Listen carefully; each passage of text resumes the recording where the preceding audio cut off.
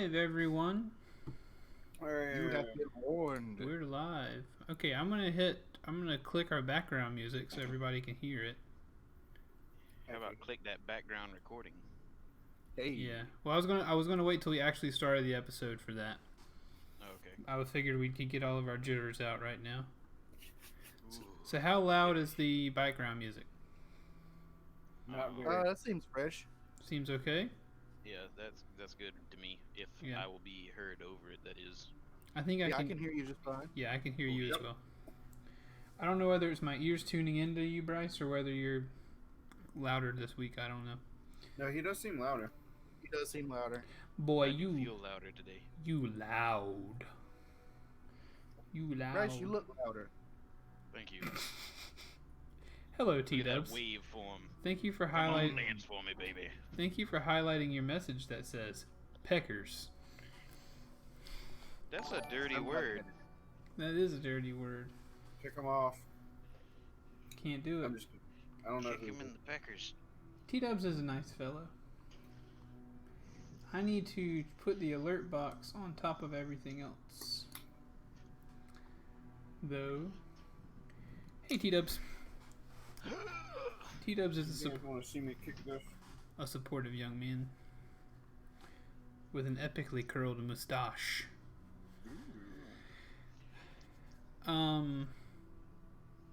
T-Dubs, tell me about, as far as audio, this background music. Do you hear it? Is it too loud? There's Zenas in the stream in two ways. Hopefully this background music isn't too terribly loud. But last week, let's go over a review. Oh, he's asking me to shh. Everybody shush.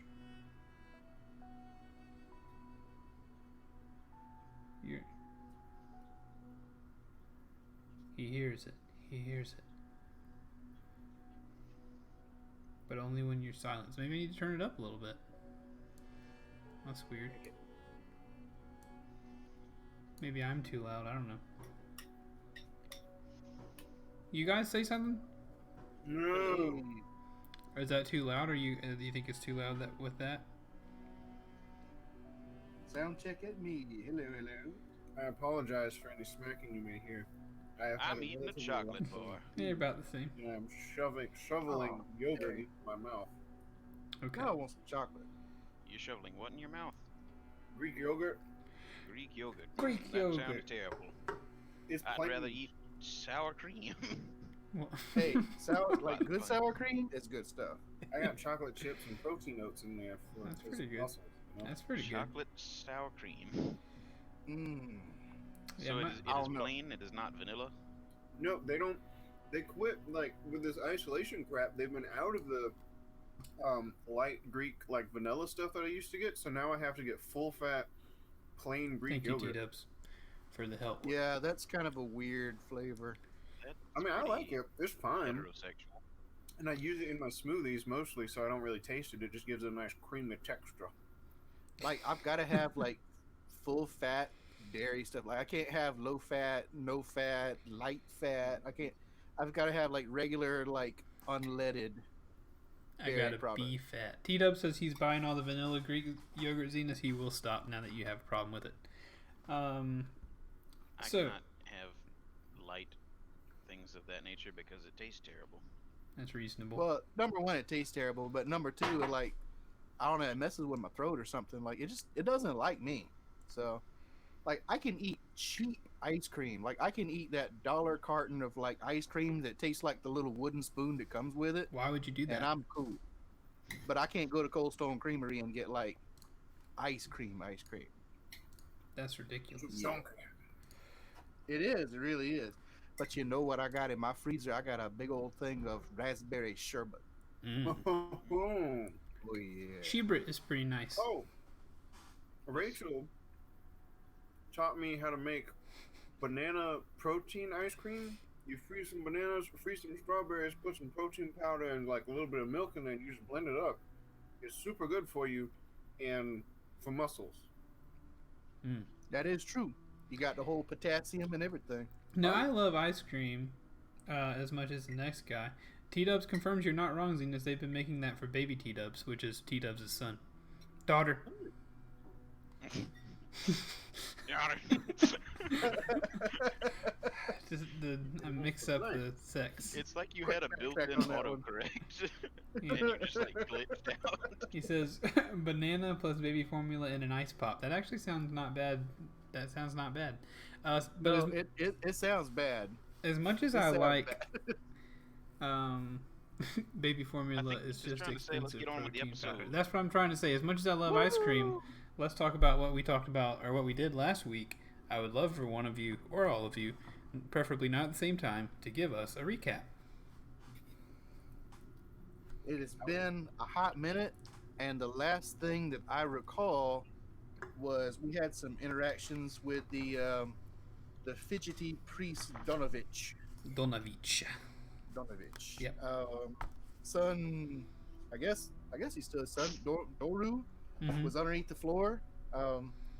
Decided that it's probably not best to take on a vampire thrall or whatever he is as a level 1 character. So moved on just to squeach from there. Mm-hmm. Yeah. But that's not all that happened. We met Ireena. What's her name? Ireena Kolyana. That's it.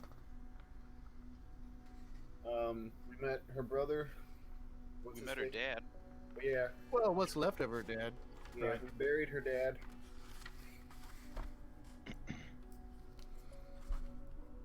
Now, are we sure that we buried her dad? Because we never know. Like, we Well- weren't there when they put it down in the ground.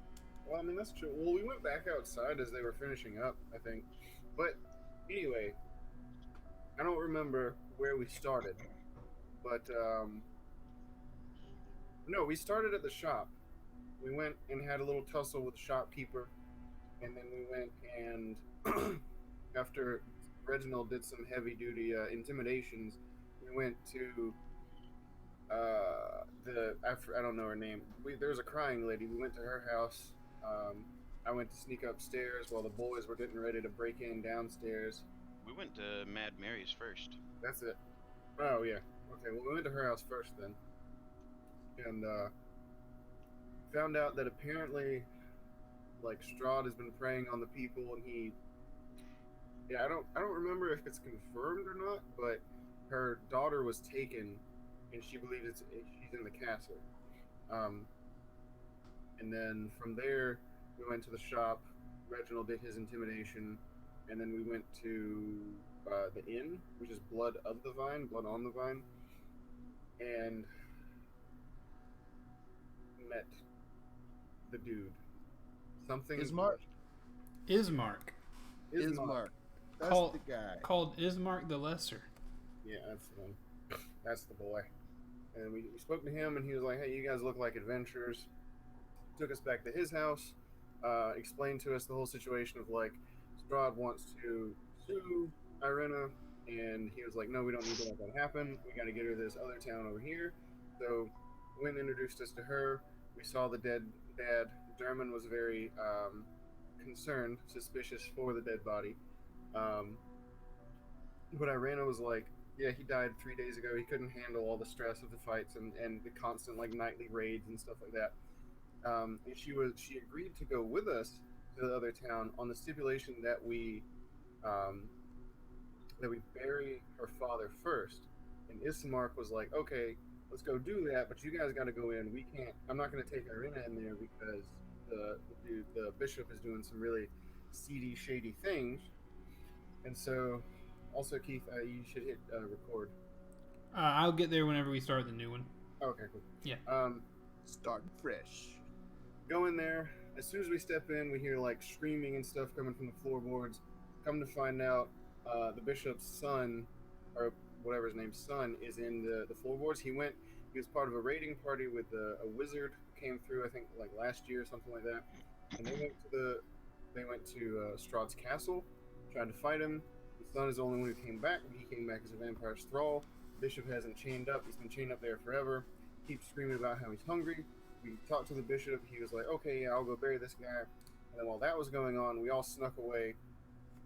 And we were thinking about going down into the basement to deal with that, but we decided that would probably not be best because we were all squishy boys. And then we bounced back up, met up with Ireena and Ismark, and then we started going back to town. And Ismark was like, "Hey, you guys can stay with us tonight, or you can stay in the tavern. But we should probably just head out in the morning because we'll have more time during the day and all that." And then we gave what's his face Ismark the Lesser. We gave him some money. We said, "Hey, go barter with this rude merchant at the mercantile," and then we all decided to go back with Ireena to her house. But I believe I left you with one parting moment. Oh yeah, that's right. There's a lady. There was an old lady selling some things. Dream. She was calling out what somebody said it already. Hot brownies. Dream pies. Dream pastries. An old lady was calling out that she's got dream pastries. The red light is on, and they are fresh and hot. Yep, that's what she said. Mm-hmm. So that gets us up to speed.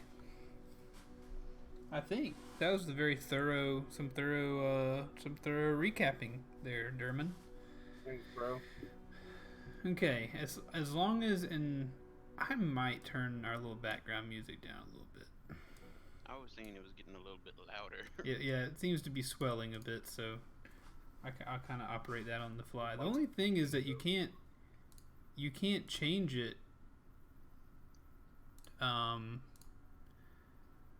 It's like if you click the wrong spot, it turns it off completely. I can hear it. It's definitely a lot lower than it was. Yeah, I have now turned off the volume. But yeah, I'm gonna hit the record button. So what we're doing with Dungeon Boys is we have a podcast. It should be known. I guess it's probably Zenas and Josh are both watching. I think all we've got here is T-Dubs right now, but we do have a podcast that goes back over a year now. 50-something episodes in my own little homebrew world I've created. We've decided to switch things up a little bit right after starting Season 2, and quarantine happened, so we certainly couldn't record any more Season 2 episodes. So we decided, you know what, let's change things up. Let's get the band back together and do Curse of Strahd. It is shaping up to take quite a while, the way we are playing it. So we're gonna continue recording those podcasts. We're on Zencastr right now. This episode brought to you by Zencastr, not a sponsor. And we will start that recording now. Because last week we did the whole stream without recording it. Of course, that is just how awesome we are. We have the Twitch VOD, of course, but sometimes the Twitch VOD is not soundy as good as the Zencastr that we pay for to make the thing sound good later on. But we're here now. I've also found a way to... So how many penises are on our little thing we have going on? 0? It's difficult to say at this point. 0. None. Yeah. 0. Which is great. Well, the night is young. So I've found a way to capture the window and have this cool little drawing thing to do combat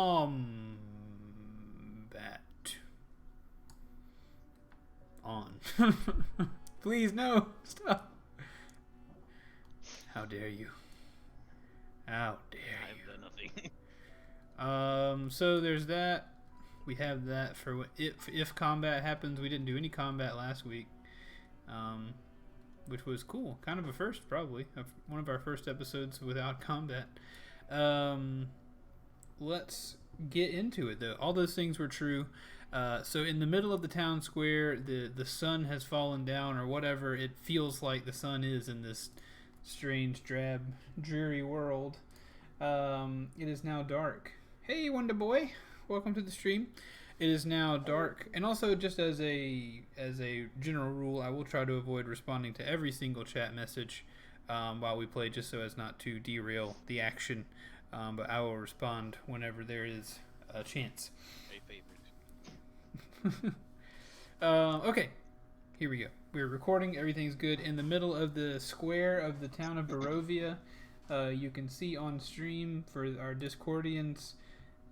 scroll up to the spooky image of the town. Picture that is right above the periwimple in the Discord. Picture that in the middle of that town square is a woman with a cart. It has a small, very dimly lighting lantern on it. She's a hunched over old lady with a kind of a hooded robe on, and the last thing you heard her say as the pieces of her cart kind of chatter together as she wheels them across the cobblestones.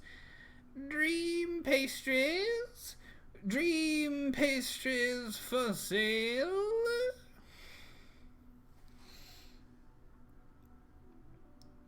And now we begin. Mm-hmm. Do as you please. One question for you, though. Didn't I... No. So what? Didn't Ireena went back to the house and Reginald went with her, right? We were, yeah. Well, yeah. I thought, because I had said I was going to go back with her as well, so I thought that, like, it was as we were turning to leave, that's when the dream. Yeah, we got kind of interrupted. Sure, we'll call it that. That sounds good to me. As you're turning to leave and go back to the house to keep her safe, Ismark is in Bildrath's Mercantile trying to buy a few things for Jericho. You hear the dream pastries lady calling for dream pastries. No. Hey, fellas, do you think it's a bit peculiar? I don't see a lot of people out here that she would be selling to. Yes, I agree. Ireena, what do you make of this? Is this a common occurrence in this town? As Ireena's responding, you see the lady with the cart. She's not super close to you at this point. She's probably 20 so yards away. She pushes her cart towards the first house beyond the Blood of the Vine Tavern and knocks on the door and calls out dream pastries as Ireena responds. Ireena says, I do not know. I do not leave the house very often. I have not seen this woman before, but that is not to say she does not come here every so often selling her wares. She seems to be an old woman. That is interesting. Everything in this town's a little weird. Yes, I agree. I would not take that fellas, personally. I think I'm gonna go find out what a dream pastry is. It sounds good. I think I got a little bit of gold left. Oh, hold on a sec. Hey, ma'am, hold on a second. I want to go run that way. She kind of like bumps her cart down or past down the steps that she drug it up to that first door, like one step, and she's back on the cobblestones and she's about to push it to the other house, but she inclines her ear and neck back towards you, hearing you approach her. Just the ear and neck? Yep, her ear and neck detach from her bodies, her head floats there, and she, they come over towards you while her head and body stay in the same place. Yeah, we got a deep buzz this the moment. Yeah. She turns her head, sir. Okay. Hey, man, are you, you said something about a pastry? Have you got any of those pastries about? Pastries about what? That was a deep voice for this old lady. Pastries about what? What are you... Suddenly I don't want a pastry anymore. What are you saying, creature? Wait, I didn't hear that last part. Go ahead. What are you saying, creature? What about my pastries? Are you selling pastries? I am calling the words dream pastries out into the night, surely you have heard. Well, what can you tell me about these pastries you got? Are they any good? Oh, these are some of my famous meat pies. They will take you to a better place. Their taste is so delicious. They all sounds pretty good, but I thought you said it's dream pastries. Is dream pastries is a meat pastries? Oh, yes, they are. These pastries will cause you to dream of better lands and better times. Well, I'm I going can to certainly get understand that. I will follow. What kind of you say it's a meat? I don't see a lot of chickens and livestock and other things. What kind of meats you got in there? It's pork meat, pork pastry pies, tender, juicy, They're very fresh. fresh as they can be. Hold on there just a moment. Can I do an insight check on this? You absolutely can. I need to know what Bryce said he was doing, and then Zenas, I think, agreed to do something that I didn't hear. We are approaching. Okay. Ireena is following with the two of you. I want to do an insight thing here because I've kind of got this feeling that, is this one of those Soylent Green moments? The pastries it is a people. mighty 11. You're looking into her, deep into her eyes, or as deep as you can, as her face is shrouded by her, her hood and robe. She does look to be a very old woman. Kind of what you typically expect a hunchbacked old woman to be looking like, dragging a cart through the town. But she doesn't seem to be dishonest with you. She seems to, she's looking you in the eye, and she seems to be confident about the value and the properties of her pastries. Albeit, do the pastries look like they were freshly baked moments ago? Maybe not. But they also don't have worms and stuff crawling out of them. Okay. All right. I think I'm going to buy a piece. Wait, do I have any gold left? How much are your pastries, my dear? How much gold did I send with Dude Man? I said it last week, but I can't remember how much. It was 50? 50. Okay, so I got a little bit left. Okay. Ah, my lovely catmen. They are 1 gold piece apiece for my dream pastries. Does she have them? Go ahead. Does she have them like I can see them from where I am?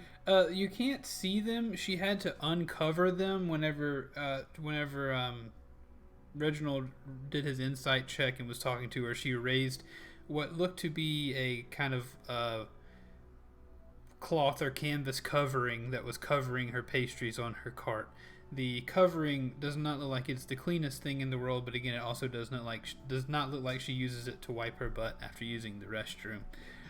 But she folds that back. Very descriptive, right? Yeah, there. she folds that back for you to see the pastries sitting on her cart. A little bit of steam rises off of them. Ooh. Can I roll Arcana on these pastries? Sure. Also remind me the nature of an Arcana check. This is... Let me pull it up. I got an 11. Hang on, let me find the... Arcana is not like detect magic. It's... Your intelligence Arcana check measures your ability to recall lore about spells, magic items, eldritch symbols. Gotcha. So I guess it's not exactly what I was looking for, but yeah, I'm just kind of trying to see if there's anything like magical about these boys. They're not glowing. They're not they're not glowing. They're not like vibrating in any way with an 11. I'll tell you that. Okay. Yeah, I pick one out and I think your music is swelling again. Is it? I'll turn it down some. Put some cream on that thing. That's better. Yeah. Oh yeah. Okay. I'm gonna buy one as well. I'm like fishing around for a gold. Okay. What about you, my intrepid reptilian-looking friend? I've got to say, this seems like a very bad idea. Oh, not a bad idea. Everything about this town is a bad idea. Ireena, just give me one. You hear behind you, Ireena says, "I'll also try not to take that personally." Yeah, I'm gonna take one myself. Thank you very much. Okay. So she hands you each a dream pastry, and you guys, I guess we'll deal with it. I later. am purposefully taking mine and I just want to like wrap it in like a little cloth or whatever I have, and I just want to stick it down in my pack. Like my thing is like if I can't find anything later, I might just get down on this. But right now I'm okay. But Okay. It is intriguing. Gotcha. So she takes your gold and hands you a dream pastry. It's kind of like a little baby pot pie. Is really what it looks like. Baby. And she hands the other two to the other two of you. She says, "Thank you very much for your business. If there's nothing else I can do for you, I'll continue making my rounds." It was a pleasure, madam. And I turn to leave. Oh, believe me, the pleasure is all mine. And she begins to push her cart away. Spooky. Fellas, that was legitimately probably the creepiest woman I've seen here, and that's on top of Mad Mary. I've got to be honest, for all the ladies who live in town, she is one of the creepier I've seen. And well, she doesn't live here, but you know what I'm saying is that there's some creepy people in Barovia, and she's creepier than him. Ireena said. Yeah. I see you didn't buy a dream pastry. Well, I am a lady. I sort of half assumed that one of you would buy me a pastry. I give her mine. Oh, it's too late. It is too late now. Why do you tell me how they are? It's too You late can now. have it. I didn't really plan on eating it. I just didn't want to look at her wares and be rude. Well, it's more about the gesture, but I'll tell you what. If they're good, I'll buy one next time she comes through. You let me know. Fair enough. So she. I want to get back to the house. I'm just before we holding try mine these. in my hand, like awkwardly, just holding it up. Okay, so you guys are headed back past Bildrath's Mercantile. Remind me what Ismark was to go inside and grab for you. Health potions. Health potion. Yep. As many health potions as he could get for me, I remember. Gotcha, and you all And gave him then- 50. Yep. Yeah. Yeah. Right, Okay. so you were after crossbow bolts too, right? No, we already got those. Okay. So, Ismark comes out of Bildrath's Mercantile. You hear him say, "Well, good night, Bildrath. Good night, Periwinkle." As he comes down the stairs and hands you each a single but fairly large health potion. Hey, Nice. These would how be large is large? the different types. It's not the lowest, it's like the second lowest type. Is that So a 2d4 or I'm looking here? remind me of the types. I forget. That's my fault. Potion of healing is 2d4.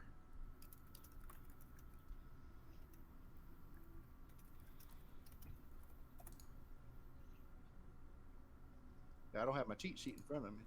Let's see. Regular is 2d4 plus 2, and the one above that is 4d4 plus 4. Okay, you each got one of those. Sweet. That's So a that is a 44. Greater healing. So yeah, you each got a potion of greater healing. Ah, found it. It seems that old Ismark is a little bit better at dealing with his own townsfolk than you are. Yeah, like before we got a potion of healing and it cost us, what was it, 70 or 65? It was a lot. 65. Quite a bit. So, thank you, Well, thank you, Ismar. Ismar. It was it's very kind of you. You both are you all are very welcome. Did me out of everything I own.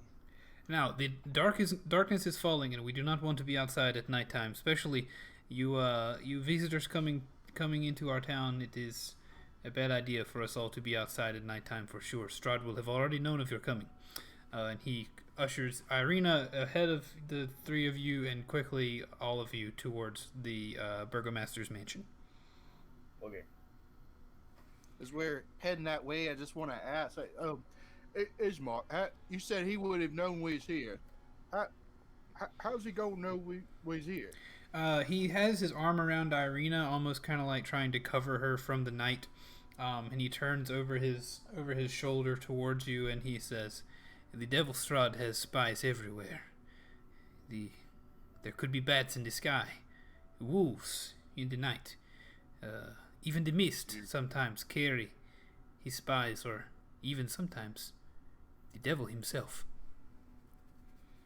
Yeah, you That's say not wolves. bad. Yes, wolves.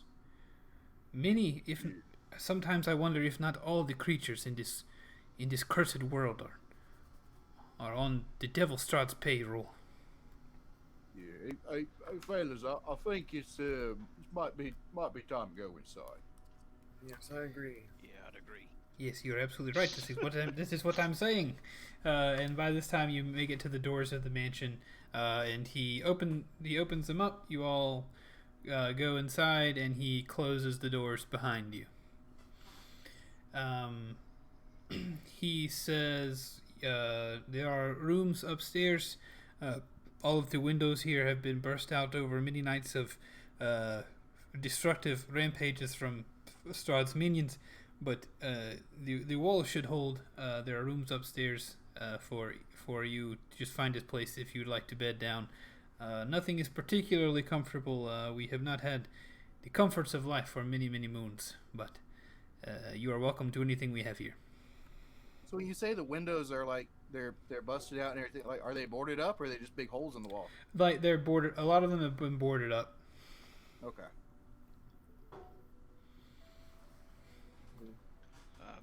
Ismark, you know anything about a woman selling dream pastries in the streets? I have never purchased one myself, but there sometimes is an old, creepy old lady rolling her cart through the streets. I do not make a habit of. I'll be honest with you, Jericho. I do not make a habit of speaking with people I do not know, for the very same reason that I am so concerned with us being indoors as of now. Is that I do not know who to trust here in Barovia. I see. Can Well, I fellas, do an insight on that? Yeah, sure. Okay. What are you suspicious of? He's not very talkative to people that he doesn't know, but he has struck up like a quick friendship with 3 people out of town and is very conversational with us. Sure. I just want to see if he's like calling BS on that. I rolled an 18. Yeah. So he seems to be completely honest, and he also even goes as far as to say, he turns to you, Reginald. You seem to be kind of giving him this puzzled look, and he turns to you and says, I can tell you are wondering why I say this, but also I have opened my home to you. Well, no offense to any of you, but I can tell you are from out of town. I can tell you do not belong here. And the fact that you know nothing of the Devil Strahd, and you just do not look like his normal quarry, I can tell that you are not minions of his, and that whether you can be trusted with all I have remains to be seen, but I believe I can trust that you are not here for Ireena or to cause us harm.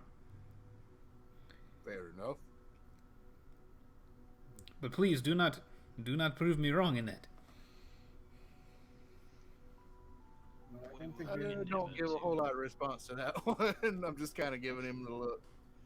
Hey, fellas, if it's all right with you, I think I'll sleep down here on the ground level tonight. It seems fine. well, I've got a meat pie that I just spent a gold on, and it's still hot. Would you boys care to watch me, make sure I don't die when I eat it? Oh yes, I would love to watch over you, Molly. I would rather you eat it than I. And I'll watch over you both. You gonna eat it? Yeah. I'm gonna take out that meaty pie of meatness and put Okay. it in my mouth hole. Ismark does say it does smell delicious, but I would be wary. Oh, trust me, I'm wary. Okay, so Hopefully the worst thing that'll happen is death, which would be better than this. it does taste like a meat pie. It is a small mincemeat pie, but I am going to need you to roll a Constitution saving throw, please. Delicious. Oh, let me get my dice. I was not expecting to roll yet. Hey, damn Sugar it. soup. It seems like he's okay so far. And so it would seem. You said Constitution? Yes, sir. Let's keep watching. That's a 16 plus 2, that's 18. You eat it and it tastes fine. Just tastes like a meat pie. Do I taste why I made a Constitution saving throw? Yeah, it That's does a valid question. it does make you feel a little bit drowsy. It kind of tastes like you've had like a beer and a half. Like I see. I'm feeling a little bit slower than I was, but not enough to affect you. Just feels like I don't know. You ever eat something and you're like, man, that should have made me sick, but it didn't. McDonald's. Yeah, so kind of that. The unhappy meal. Kind of that. So yeah, you're but I would also say not enough. You passed the Constitution saving throw, so this information is not enough feeling for you to say like, hey guys, this stuff was gonna make me sick, but it didn't. You feel a little bit drowsy. Can't really tell why. Maybe it's the scary place you're in. Maybe it's the meat pie you just ate or whatever. But nothing serious. I was waiting for that Dumb and Dumber moment where he ate all the, or he drank all the X-Lax. Oh yeah, hopefully not. I don't know how to reenact that. How do you feel, Jerry? I'm still alive. I feel slightly fuller than I was before. Kind of a small pie. Taste was...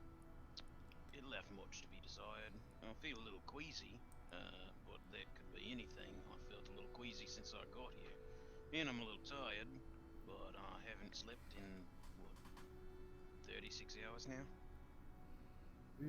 That's fair. I don't think we've slept in game yet. You're right. Well, no, we had that first night, but Reginald, are you going to eat yours? You know, I'm feeling all right now. I think I'm gonna hold on to mine for emergency uses. You see. Yes, that makes sense. I'm on the fence about eating it. Well, I'm gonna go ahead and bed down. Before you all go off, Ismark kind of steps into your little group for a quick moment and says, again, I thank you for all of your help so far for burying our father, and for the different helps you have provided, and you're agreeing to take Ireena to Valaki. So tomorrow, bright and early, we will send you off. I do not have much to offer you, but do get a good night's sleep this evening, and we will send you off for a good journey in the morning. I hope you sleep well. It is our pleasure. I'm dropping my mace right next to whatever piece of furniture is closest, and I'm taking the shield off my back, and I'm putting the shield like over my chest, and I'm out. I'm done. Okay. I'm going upstairs. Okay. Thank you for the place to stay, Ismark. I really appreciate not sleeping on the streets when there is monsters about. He says you're welcome as he and Ireena move to a different couple rooms on the bottom floor of the house. I'm gonna kind of like just walk around for a little while, Okay. just like throughout the night, just kind of like keeping watch, but also just just kind of walking around, like downstairs, walking upstairs, just randomly occasionally. Okay. But eventually, like after like 2 or 3 hours, Durmon does find a nice quiet corner upstairs and goes to sleep. Sounds like a plan. During your time throughout the night is eerily quiet and still. Almost no movement or anything can be heard. Even you might expect maybe a bird or a the rustling of some leaves or something. The normal sounds of the nighttime, but you hear just about nothing. Throughout your time walking around the house, it is just eerily quiet. All right. Okay, so everybody goes to sleep, right? Yep. Yep. Are we now waking to a beautiful morning and we're fully rested? Yes, it was a full rest. Woo! Got you a full 8 hours in the most relaxing place you could possibly find to do it. I was honestly expecting you to say, no, not exactly. No, not yet. We haven't gotten that deep. I don't know if we've ever had a full night's sleep in any of our campaigns that I did not result don't in think doom and so. destruction. Yeah. Right?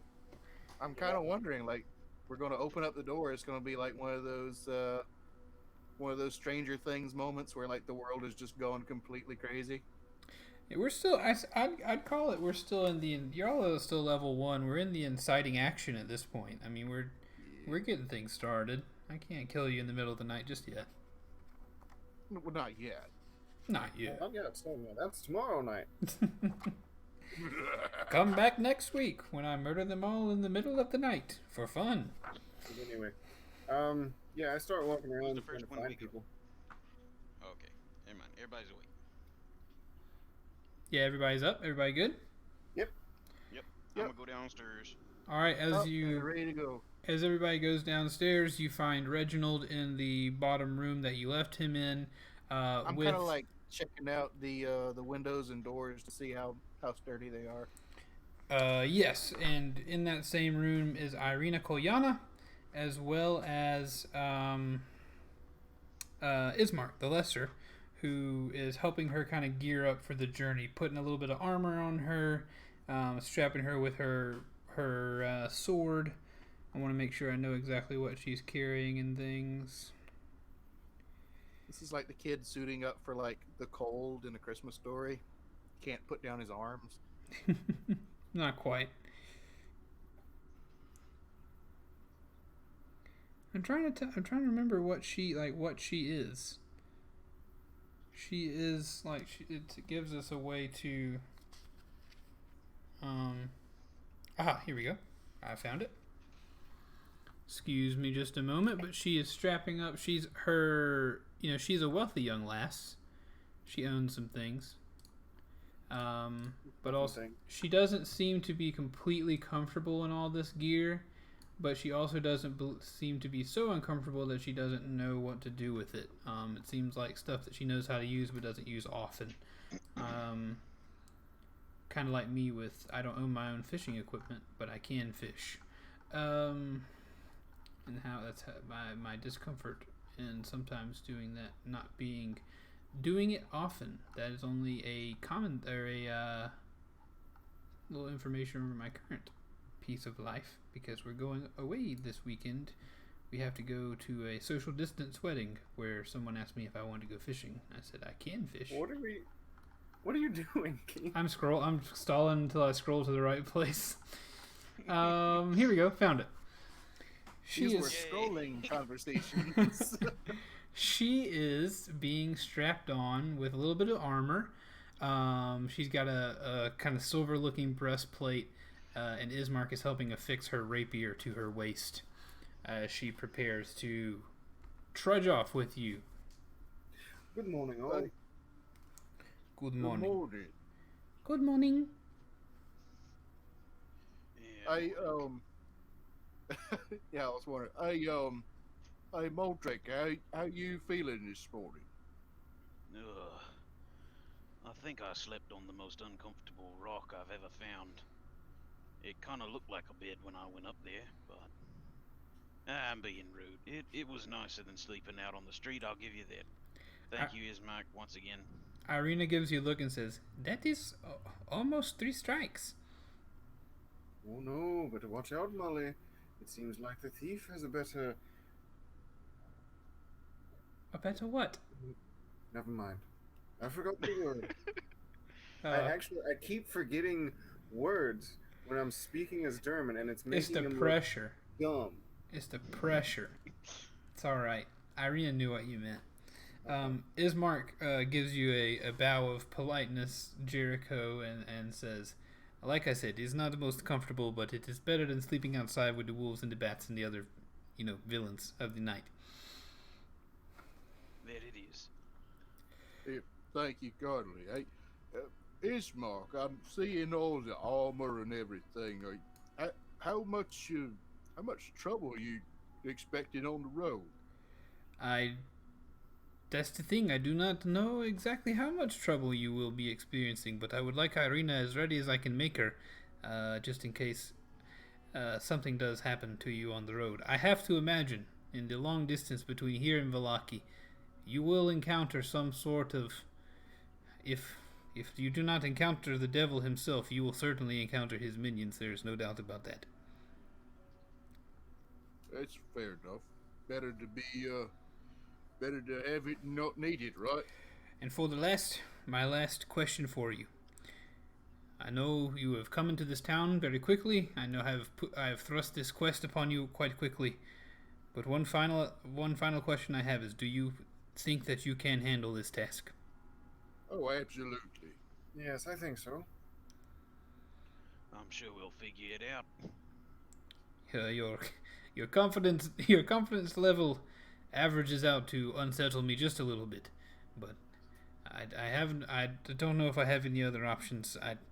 If the devil visits us again, I do not know if Ireena will survive. So I thank you. And Ireena also seems grateful as she looks around the room. She's grateful that you guys are going to help her out. Oh, it is a pleasure. Very well, the day has begun, so I suggest we all get you out on the road. Very good. Better to get started early. He says... Reginald is very much like, he doesn't want to be out at night with those wolves again. Right. Yeah, it's morning time. We started up where the sun, whatever it looks like behind the fog, is up.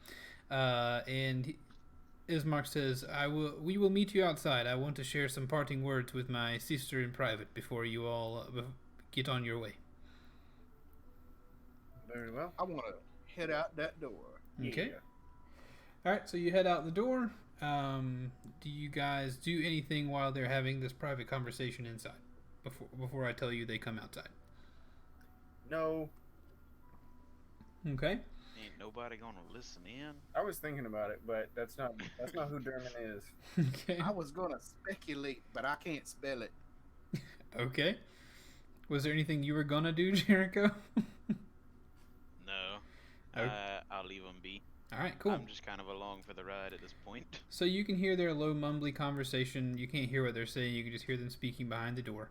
And Ismark opens the door, and you all walk down the street towards that center of town, where he ushers you to take a left at that town square, which will lead you right out of town. Before we go, hey, Smock, while we taking her over to this Velocki place, what's she gonna be doing here? The burgomaster has fallen, my father. So despite what you see here, Barovia is still a town, and people do still live here. It would not feel right to take both Ireena and myself away, in case we are needed. I will stay here and provide whatever I can for this town of ours. It's a very noble pursuit you have there. My father taught me well. Well, I wish you all the luck. I wish you even more, Reginald. I fear you will need it. That's all right. We've got Molly here with us. He can protect us from anything. Oh yes. I'm not getting paid. I'm not getting my own bed. I'm not getting good meals that don't taste like they might be made of something I've never found in the wild before. Ireena is walking behind you, and you hear her say, 3, 4, 5? Ireena, I'm more of a pretty face. I'm not known for my dazzling personality. She says, well, lucky for you, I'm known for both, as she walks past you. Zing. That remains to be Fellas, I like hair. All right, it's weird now. You made it weird, Keith. She sauntered past me I after know. quipping. I know. I was caught up in the moment, and things like that will continue. This is a barrier I haven't crossed in DMing. The book doesn't tell you that she's a sultry lady, but I just feel like your aloofness and your spatting with her is just naturally becoming a thing. So this will likely continue.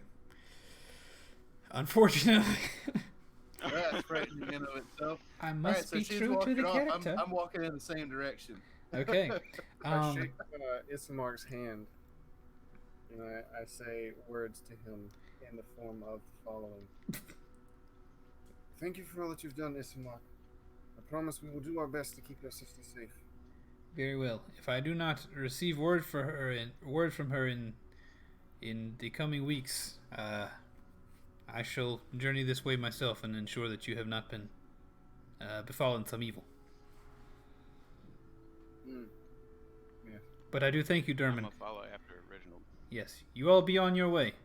The Devil Strahd has eyes everywhere. Be safe, and I hope to see you again at some time.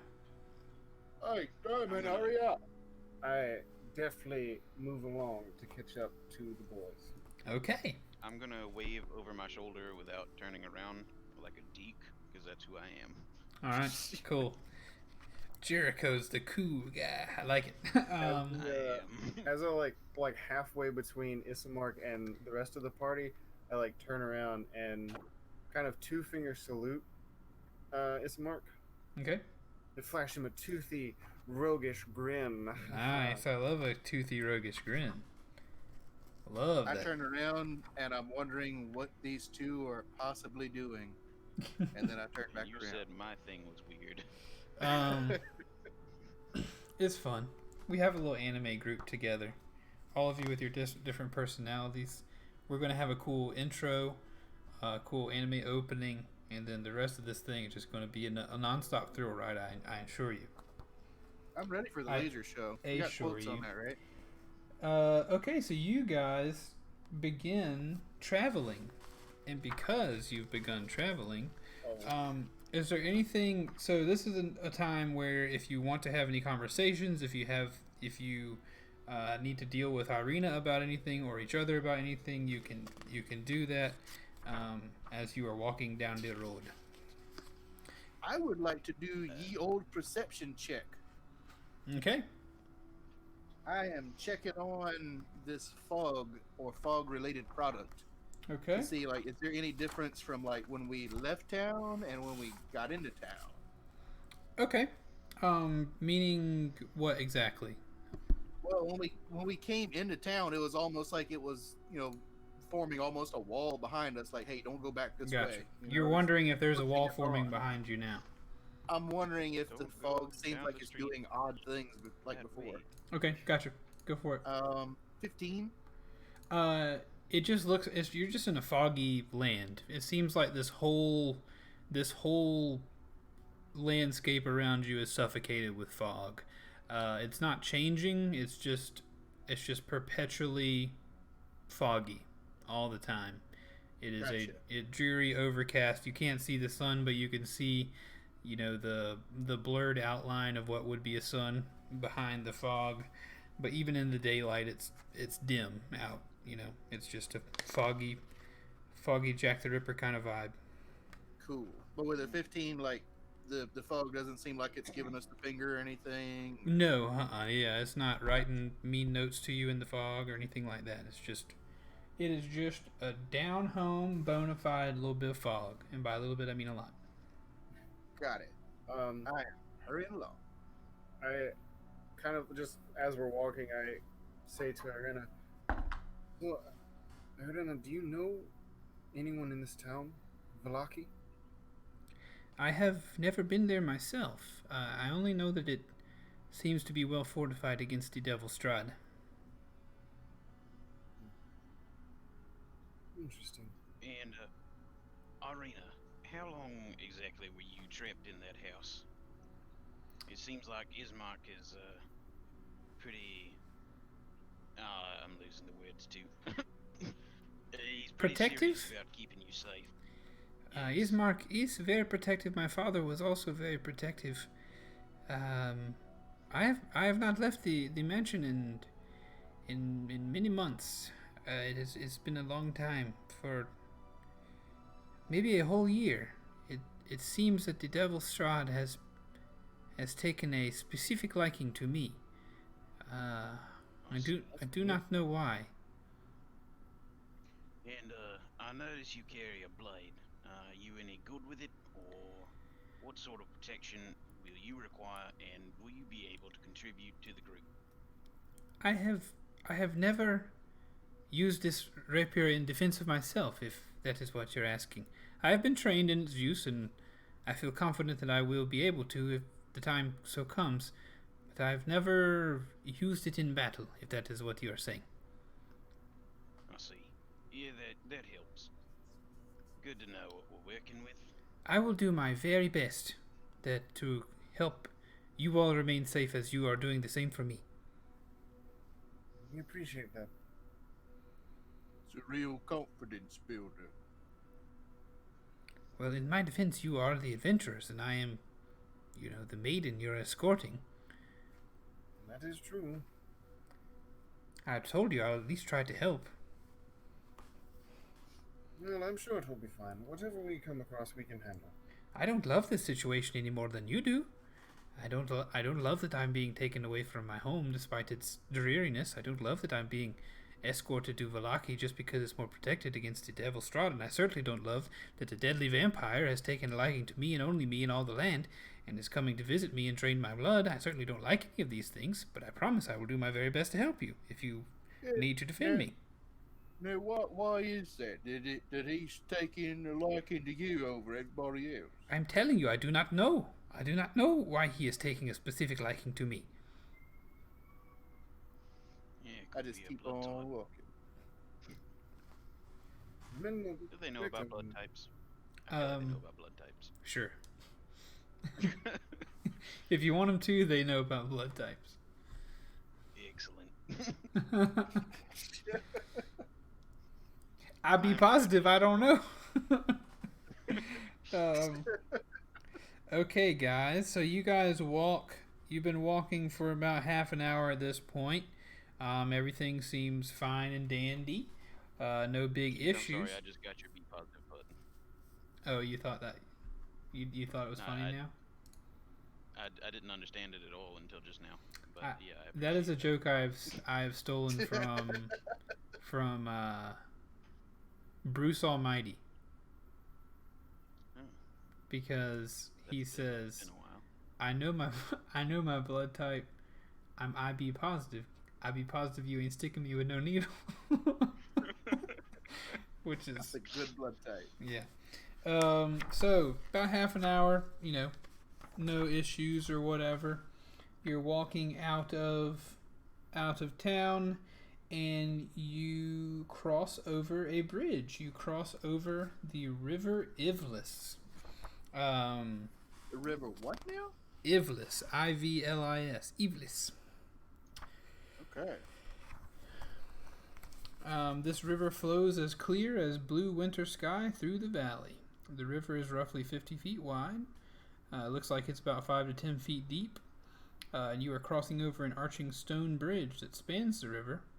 And that's all there is here. That's all you see. So stone bridge, not too wide. Got it. Correcto. How? What time of day is it? It is daytime. It is about, it's probably 8 in the morning at this point. Okay. Is I there- didn't know if we were walking for hours upon hours, or if this was Oh, like, we just kind of came up on us pretty quick. Yeah, you've traveled about a mile at this point. Gotcha. Okay. Yeah. So you Does cross. Go ahead. The bridge looks safe and fine and whatnot. Yeah, the bridge looks safe. The bridge looks fine. Ireena does say, she says, once we cross this bridge, this will be the farthest I've ever been away from Barovia. That seems familiar. It's a very I might be Hobbit the moment right farthest there. I've been on Barovia. What was that, Jericho? I said I'd like to be as far as I've ever been from Barovia. That's number 8, Jericho. How far do you think that's been, Molly? I don't know. Perhaps when we were out fighting Zebu. Could have been back in that town. Back in the war. At that town? I don't remember what we called it. We didn't come up with a name for that one yet. Well, don't bring stuff like that up, Dennis. I'm just trying to give substance to our characters, but okay, fine. No, y'all are doing a good job. We I'm haven't made up the substance yet. That's true. enjoying it. I am. Can I lead the way? I want to see if I can cross over this deadly bridge of deadliness. Sure, you guys cross over. I Yeah, apologize for that meta. you're crossing over the bridge. That's alright, babe.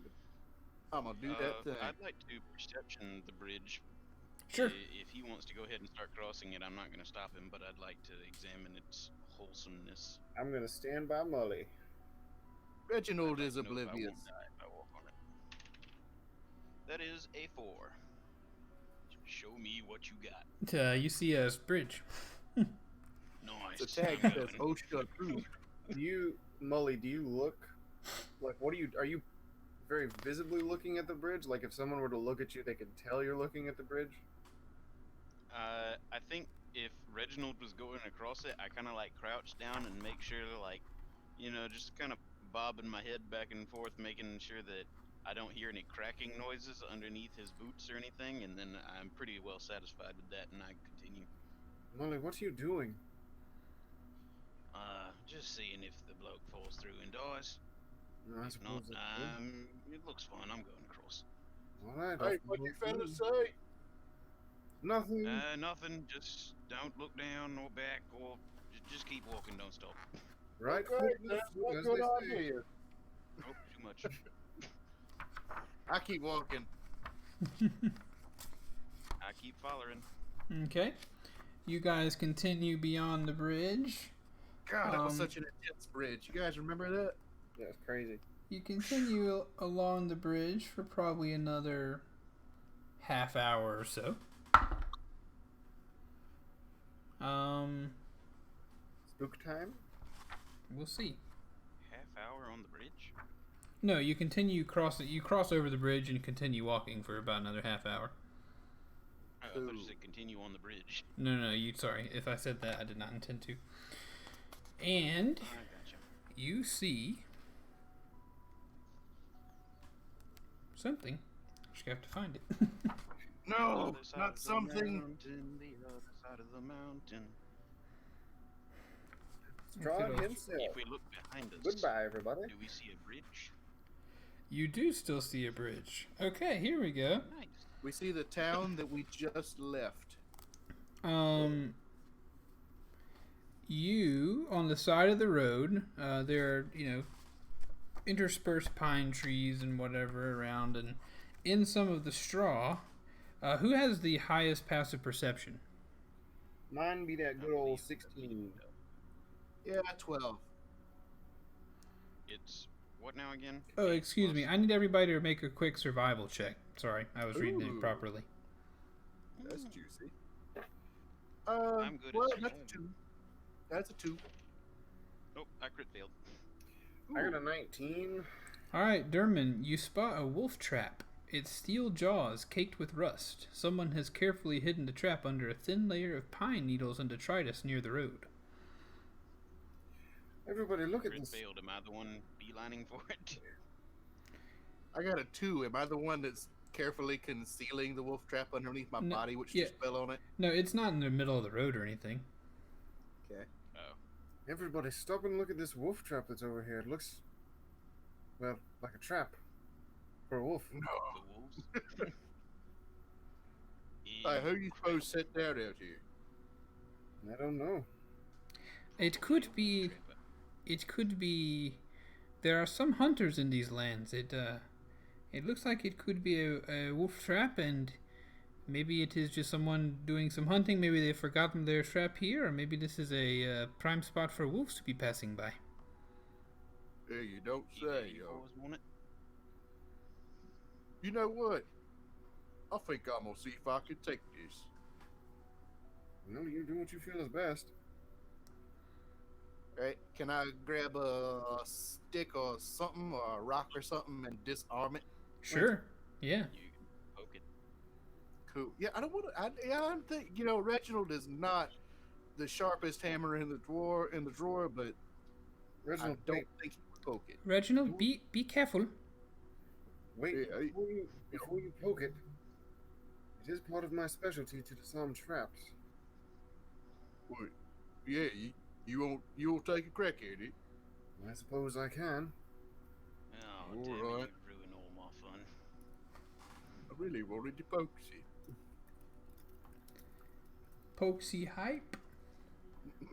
What is? So while Durmon is like attempting to disarm this thing, is focused and everything, I'm kind of like leaning over a little bit towards Jericho.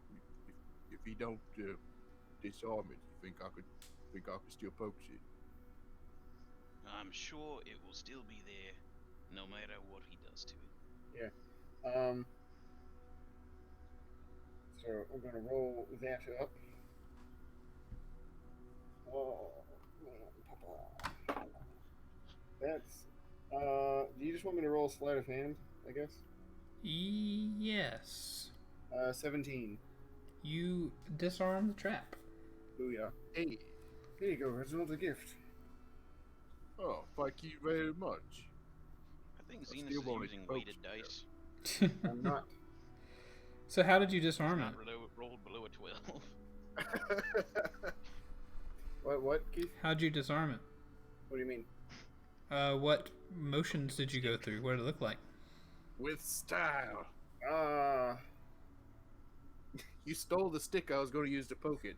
Just threw it. Yeah, right because over. I'm picturing we're looking at a bear trap. I don't know. Just wanted to be a cool rogue character and disarm trap. You know, that's what they do. Well, I just knowing if you did you use something to let it snap shut, or did you slowly? I imagine like he was trying to do it kind of quiet, really. So like he just as deftly and easily as possible without it like just slamming shut. Okay, then you successfully did that, and it did not slam shut. Cool. So now Reginald has a brand new hunting trap. Hey, Yay! Because I think I'm gonna put this in me bag for later. I don't think that now is the time to be playing with such things. But you know, when we if we rest for the night, it might be a nice thing to have on hand. And just don't trip over it when you go to the bathroom. I'll It's make no promises. That's surprisingly mature of you, Reginald. I don't Well, think you had it in you. trying. It's not easy, but trying to think a little bit more instead of just smack it with a club. Oh, I know how it is. Trust Kinda me, like- I have dealt with this before. Reginald's kind of like rubbing his neck where the wolf like almost KO'd him. Yes. Anyway, shall we continue? Is there nothing else around, Keith? No, that's it. That's it. You're just kind of in the middle of after the bridge for a while. At this point, you're kind of the trees are very dense on either side of you. We're back in this kind of. Well, I lost my forest picture, but if you remember on the Discord, I could throw it in It here. was Real quick. foresty. It was misty and foresty. Hold I on. think it's only a couple of images up if you scroll up. There it is. Unless you're posting it for everybody else. Spooky Forest JPEG. Hey, number 5. And then there it is for all of you peoples. Oops, hold on. Try to We're make still in it the daytime, smaller. right? Yeah, it's still daytime. It's like 8:30. Sweet. Burning. All right. Okay, just picture that being daytime for anybody who's watching on the stream. Saint Beowulf is here for Bryce's voice. Welcome, Saint Beowulf. Oh, hey, Um, here. Hey. Hey, how you doing, man? Hello. I'm sorry that Bryce is the lowest, Quietest. the quietest, but it's going well. We're doing a little D&D and we're traveling through the forest. You guys continue through the forest for a while until, oh no, I rolled another dice. Oh no! Until something else happens to you on this journey. Ireena, after the hunting... No, not yet. Ireena, after the hunting trap situation, right as you're getting that situated, right toward the end of that, she said, "Can we please move along? I do not feel very comfortable here in this forest." I am perfectly fine with it. Let us move on with all haste. I'm right behind you, haste. fellas. Yes, let's go.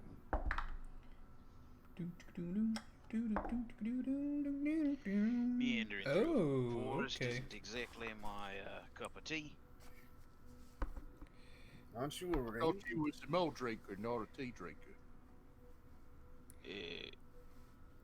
I suppose so. As long as it is mulled or does not require mulling, then I will drink it. It's certainly not my cup of tea either. I need to know everybody's passive wisdom or passive perception, please. 12. Beowulf 16. asks, "Aren't you a ranger, Bryce?" I think Zenas actually asked that. I I think did. Beowulf just repeated it. Oh, Yeah, I will address Durmon then.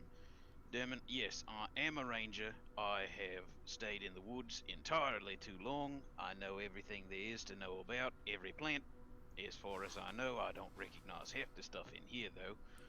But I got tired of it. I wanted to have a warm bed. I wanted to have streets to walk on that weren't all muddy and swampy, and sucking my boots down 3 feet into mud. Is that so Oh. much to ask for? Oh, and then you found me! And he, like, throws his arms wide and, like, smiles really big. Fellows, look ahead of us. Hey, what's that? A I scarecrow. look ahead of us. A scarecrow lurches into view. Its sackcloth eyes and rictus are ripe with malevolence, and its gut is stuffed with dead ravens. It has long, rusted knives for claws. Oh, good day. Hey, fellas, that don't look. Oh, nope, sorry, read the wrong thing. That don't look too wholesome. Hold we on. might actually be I was looking about at something to else say, entirely. Go backwards. Go I backwards. really hope this isn't a level 1 fight. Go, yeah, go backwards, and she Torso is says, stuffed with dead crows. I apologize, guys. This is my first ever module I'm running with actual stuff that I don't make up on the fly. She turns and says, fellows, what is that? Reginald turns, and then, excuse me. Through the mist comes a skeletal warhorse and rider, both clad in ruined chainmail. The skeletal rider holds up a rusted lantern that sheds no light. No, Can that's we go much back better. to I the thought I saw a scarecrow. Well, this is going to be quite fun, isn't it? I want to grab my shield. I turn to Ireena. Can you climb trees, perchance? Yeah, I maybe we shall see. I like point to one and say, "We'll get to it, girl." Okay, she does that. She runs off towards the tree. This skeletal rider is probably 50 yards away from you at this point, so she runs over to the tree and begins to climb up. Does it appear that he has noticed us? Roll a perception check. It's foggy. Oop. Alright. That would be a 13. No, that's a 6. I got a 10. I got a Beowulf, 10 as well. Beowulf I got is a 20, saying but it ain't natural. run away. So read those off. Read those off to me again. 10. 20, not natural. Okay. 10. All right. So the Reginald seems to notice that the skeletal rider, though skeletal and a rider and quite menacing looking, does not seem to notice you. He's looking straight ahead, holding that lantern out, and just riding down the middle of the road, actually quite slowly. The gait of Like, the horse. fellas, I don't think he notices us yet. Oh, that's interesting. We could use Well, then keep your voice down. that trap that you found. If we What? ambush him, You think we got enough time? we could hide in the trees, and we could rain arrows, Molly and I, upon him. And when he passes us by, you can come out from behind him. You know what? Stuck in that trap. I rather like it. Here, you take your trap. You do your thing. All right. Fellas, this sounds like a bad idea. No. It'll all be just fine. Well, Molly, if you want to, we can hide, and we don't have to fight him at all. I don't know. Everybody here is kind of strange. Maybe he's friendly. He just looks a little odd. Maybe we Yeah, could he be ain't friendly got no and not meat disturb on his him. day. He got no meat on. He's just skeletal, and am I right? Is the horse skeletal as well? The horse is also skeletal. Yes.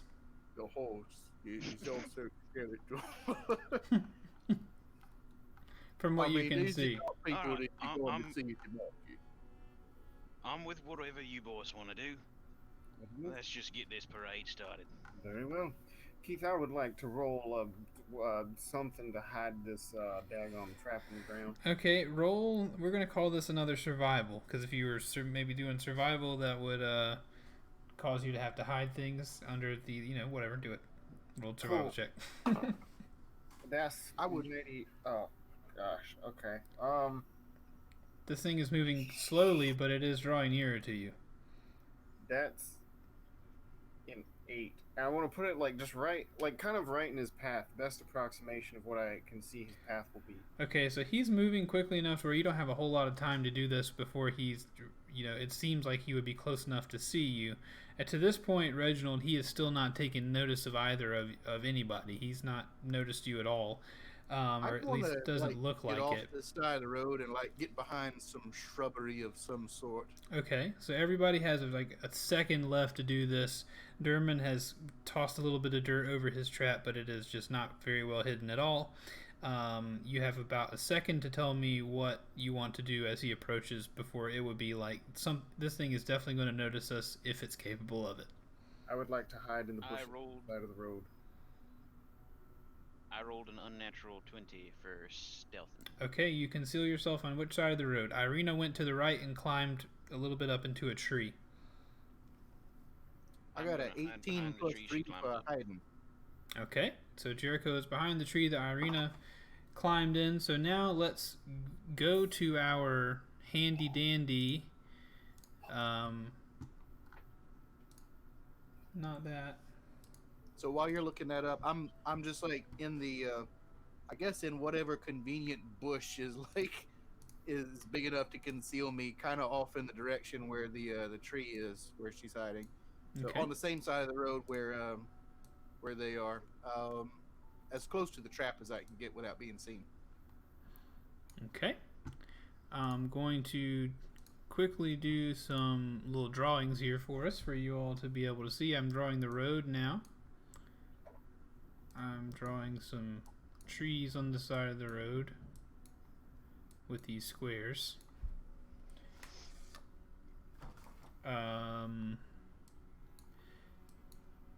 Pretty well packed together. Yeah, Trees. boxwood. Ireena, I wish I could have a stamp or something. That'd be great. Ireena will be in red. She is here. Or I guess you guys just remember where you are. Let's call this. So Ireena and Jericho are here. Reginald, where did you hide? Okay, it's a little bit closer together than what I thought. I'm gonna hang out kind of in this shrubble bush back here. Okay, so about here or about here? Yeah, so I'll be on the other side of the road from where they are. Okay. All right, and now Durmon, where have you been? I rolled an 11, so He's in mood. what I'm imagining is going to happen now, as that's the trap is blue. Yeah. As it goes, as Durmon's getting up from the trap, he just realizes that he's messed up this whole thing. He hasn't done a good job, so he's gonna kind of run back over here, just kind of straight back and duck down really quick. Okay. Try and lure the guy straight forward. All right. So there you go. So your trap not well hidden. You don't know whether this thing can see you or not, but you rolled stealth or not? I rolled an 11 for it. Okay, gotcha. You actually are able to conceal yourself pretty well on the road, so something about your natural kitty-like camouflage is helping to conceal you on the road. And Big Bone Daddy is coming at you down the road here. So there you go. This is our visualization of what's happening. It is rudimentary. It's not the greatest. So he is going to be stepping this way. We're not... You know what? I want to roll initiative. isn't combat yet, but you're setting a trap for something, I feel like we need a way to understand how everybody moves in time. So I think initiative will be, whether you fight this thing or not, will be the best way to do that. You follow? Following. Yes, sir. Okay. That is a 7. 6. I got a 12. Dang. Okay. Roll on that. And so that's Reginald. Let me roll for these cabrons. Way to stop using the weighted dice in clutch times. I know, right? Going up So- against a level 48 Death Knight. I realize that I need to have like 8 monitors for playing D&D. Well, who doesn't? Okay, so I need Reginald for you to re-roll. Reroll? Yep. Fine. 18. Okay. Yeah. Clutch. Coming in the clutch. Well done.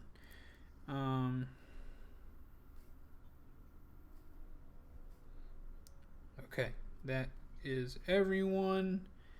Let me write. So I'm just doing this on pen and paper to keep track of combat. Thank you all for being here on this live stream. Thank you for listening to the podcast if you're doing that.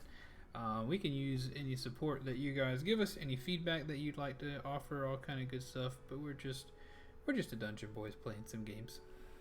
So don't try to hurt our feelings. We just want to make the show better. Okay. Sometimes I would like give us feedback, but I can hear people typing like, "This sucks. Make it better." What about nice feedback? Do it now. Okay, so we have begun. It is time has frozen. We now start 6 seconds. Durmon, it is your turn to do what you will in your 6 seconds. I'm going to. Oh, that was smart, Bryce, for your initiative. I'm gonna ready in action. Okay. If he triggers the trap, I'm going to pop an arrow at him. Okay. If he triggers the trap, you're going to pop an arrow at him. Okay? Cool. Jericho.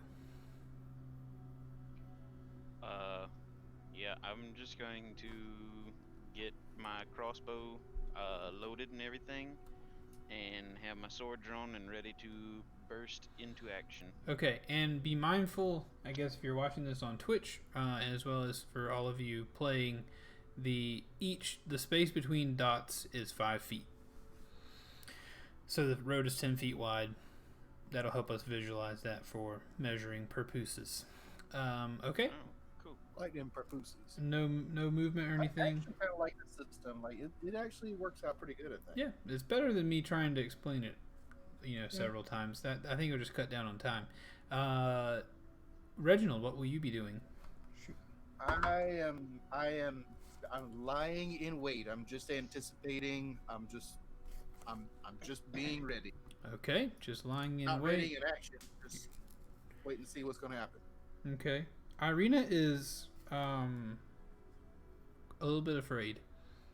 She's not having her favorite time, but I'm she a is. little bit afraid too. She has well concealed herself. So, the young man who is the young skeleton man who is walking towards you is going to take his turn to move to the trap, and we're about to find out whether he springs it. I need to know how a hunting trap works, so I'm going to look that up in the player's handbook. The ninth monitor.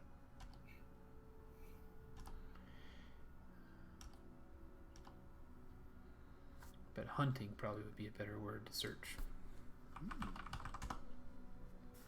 Hunting. Isn't bear trap an item? Hunting trap is an item. Okay. Sorry, I was just looking this up. You guys talk about hunting trap. 5 gold pieces. How do you use a hunting trap? When you use your action to set it, this trap forms a sawtooth steel ring that snaps shut when a creature steps on a pressure plate in the center. The trap is affixed by a heavy chain to an immobile object such as a tree or a spike driven into the ground. A creature that steps on the plate must succeed on a DC 13 Dexterity saving throw or take 1d4 piercing damage and stop moving. Thereafter, until the creature breaks free of the trap, its movement is limited by the length of the chain, typically 3 feet long. That's what we're going to say it is. A creature can use its action to make a DC 13 strength check, freeing itself or another creature within its reach. On a success, each failed check deals 1 piercing damage to the trapped creature. All right, skeleton will roll. Say your prayers. The skeleton fails. The horse steps. Now, up until this point, Reginald, no one else has rolled a perception check, so you're the only one who notices this. You're the one who has the most eyes on this thing. Up until this point, the skeleton nor the horse has even caught a whiff of you. Either everyone is concealed, or it's not concerned with you. You don't know the answer to that question, but those are the two options.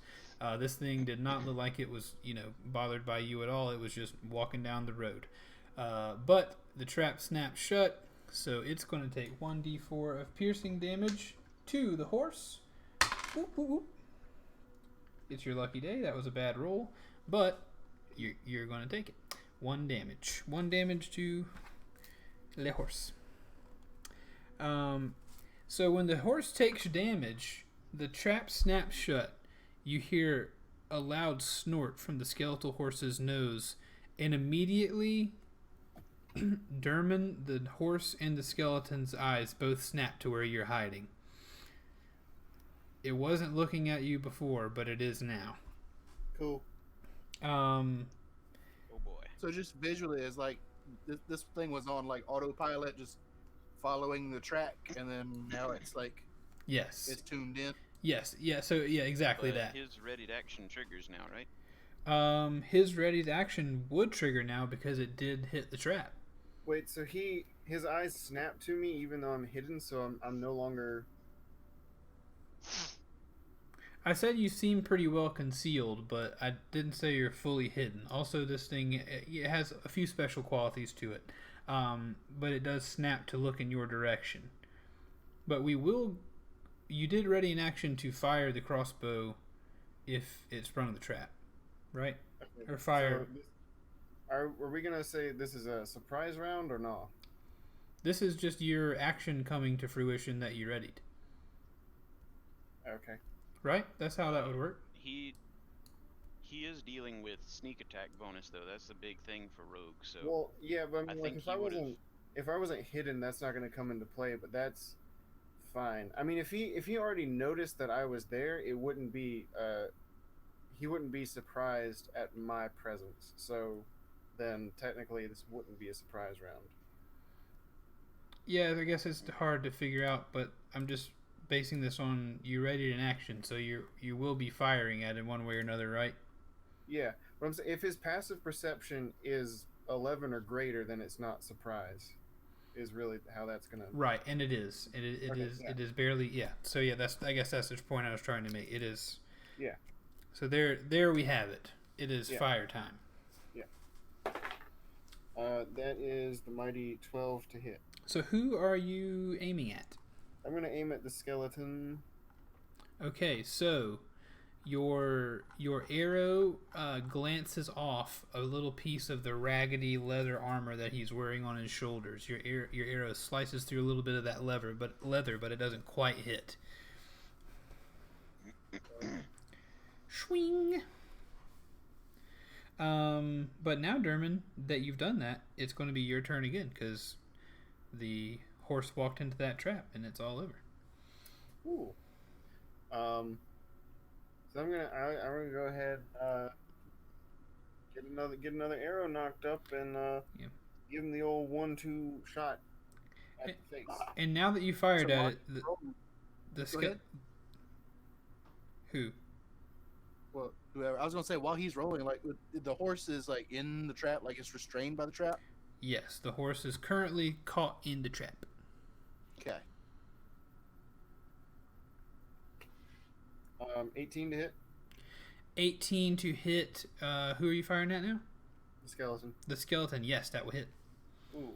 So your second arrow in a row flies and finds its home in the chest of the skeleton. That is a mighty 4 damage. Mighty 4 damage. Okay. He will take that damage. You knock one of his ribs loose. Cool. Now I'm gonna run up this tree here. Oop, let me open that window. Whenever your arrow hits him that time, he shrieks with a as Cool. his eyes frighteningly, dart around towards you. Okay, so you're going to that tree. I can handle that. And I'm going to climb it. Okay. So I'll be about 20 feet up. Okay, yes, because you went about 10 feet to it, and then you're going another 20 feet. Yeah. Okay, you are 20 feet up in that tree. After firing an arrow, his eyes follow you there. Is there like a branch that I can kind of nestle myself on? Yeah, that's my goal, is to like get up there so I can shoot him from up top. Yeah, there's a branch. You hop up there and are able to wrap your legs around a couple branches and get a sturdy shooting spot. Ooh. Following that is Jericho's turn. Alright, I'm going to ready an action to fire my crossbow if he shows that he is in this fight, like, full on about to attack us. Okay. If he just ignores us and passes on, then I'm not going to instigate him anymore. But if he goes after Durmon, then I will fire a bolt into his butt. Okay, you got it. What's a skeletal butt look like? I don't want to know. Kind of like a pelvis. Nope, Yeah. nobody answered. Just a straight up pelvis is what a skeletal butt looks like. Oh, I'm answering, sir. I'm answering. That's a skeletal butt. But this skeletal butt is wrapped in a little bit of leather. You have See, I don't know how I questions, feel you about will be that. answered. That's, So Jericho has readied his crossbow to be fired. I got a bead on them leathery cheeks. Slip my... Nope, not going to say that. Reginald, it is your turn. Honestly, like, other than straight up attack, I don't have a lot going on. I do think that I want to kind of call out to this guy. Okay. Hey, traveler, where are you going to? And why are you looking so skeletally? Its head snaps towards you and its jaw drops open and you hear... as it shrieks and its attention has been turned to you. Yeah, I don't think I quite understood that. So, if that is the case, can I count that as like a free action and can I run out there swinging? Yeah, I mean, you can speak if you want to, for sure. So yeah, go ahead, swing at him. I think I'm done with the speaking part after the screeching came up. Right. So I think I'm going to run out there and swing at him with the mace. Okay. So you go ahead and do that. Run out there. You swing at the horse or the skeleton? You said Bryce? Are you swinging at the horse or the skeleton? I'm going to swing towards the skeleton. All right. So you swing that mace up, trying to get it over the horse's head, and hit the skeleton. It is a 21. That's going to hit. Woo! The first time I actually hit something. 9 of the whole damage. Ooh. Well, you swing that mace into the skeleton's chest, and the mace is bludgeoning damage, is it not? It is. So technically, to this skeleton, that hurts. You slam the mace into its chest, and the skeleton, all its different bones come apart, Skyrim style. You knock the skeleton clean off the horse, and its bones go clattering across the ground behind the horse. As the horse whinnies in rage at your action taken against its rider, it rears up. Cool. Motion wise, I want to like not get any farther away, but I want to like crab walk my way over towards where the other side of the road where old Jerry's at. All right, so you've gone 10 feet to the skeletal rider, and now you're going to go another 5 feet. You're not. Are you leaving his radius or the horse's radius? I'm just moving to the old other side. Like, Okay. you're looking on the map. I'm just moving to the other side of El Pony. Break on to the other side. All right, cool. That's Reginald there. This is our. If you're just tuning in, by the way, letting everyone know this is our rudimentary way of visualizing what's going on here. That dot I just moved is Reginald. Everybody's trying to keep track of their own stuff here, but trying to give you something to look at. So yeah, you cross over there. I will say that you definitely slide underneath the belly of the skeletal horse, and you arrive on the other side. It is now the skeletal horse's turn. It is actually Ireena's turn. Ireena will take her turn to hug closely to the tree and look down at Jericho and say, "Well, this is going better than I thought it would." Give it a minute. We'll get there. So the war horse is now going to turn to Reginald, who is close by and is not requiring it to break free, but it's not making a check, so it's not going to take damage. It's only going to take damage if it tries to get out. It's going to turn towards you and try to use its hooves on you. It's going to rear up and try to stomp you with its hooves, Reginald. Sounds like fun. Right. So it is entering the fight in full earnest. So It is. I will activate my action. Your action will activate, and you will fire a crossbow at this creature. That is a crit fail. Your crossbow bolt just goes wildly high and crosses right over this. You know what? Do we want to make punishments for crit failures? I don't know. It was kind of fun because it also has repercussions for an enemy who crit fails. Yeah, that's true. I like that. Something needs to be decided outside of combat. Yeah, we'll decide it after we're done. True. Just real quickly, if we had decided it was, I was going to have you shoot Ireena's hand. But we're not going to. Above me in a tree. You goofed up. Wow. Okay, so now it is time for the horse. The horse is going to attack you, Juice. The horse whips out a crossbow. It does not do that. It is going to try its hooves on you. So is it like restrained by the front hoofage or the rear hoofage? We're going to call it the front hoofage, so it's not really rearing up. It is turning around to kick you at this point. Will better. A 12 hit? It will not, sir. All right, so you're able to lean to the side as this skeletal horse, angry that you destroyed its rider, kicks toward you. Hey, I like it. Beowulf says, "I could have hit you in the face with this horse schlong, but I didn't do that." Yep. Okay. These things would have happened. I don't know what a skeletal version of that would be. I don't think there would actually be any bones for that. The trap is on his fifth hoof.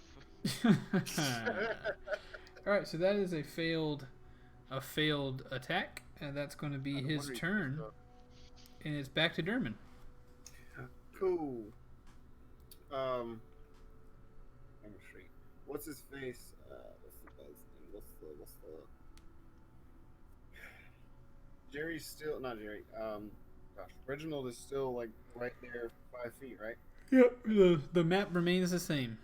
Ooh. I'm going to shoot another arrow at Mr. Horse. Okay. Also, everybody keep track of your arrows, by the way. We are doing that. That's a nat 20. Nicely done, dude. You plant one right in the skull of the horse. Thank you for hosting Ghostly Potato.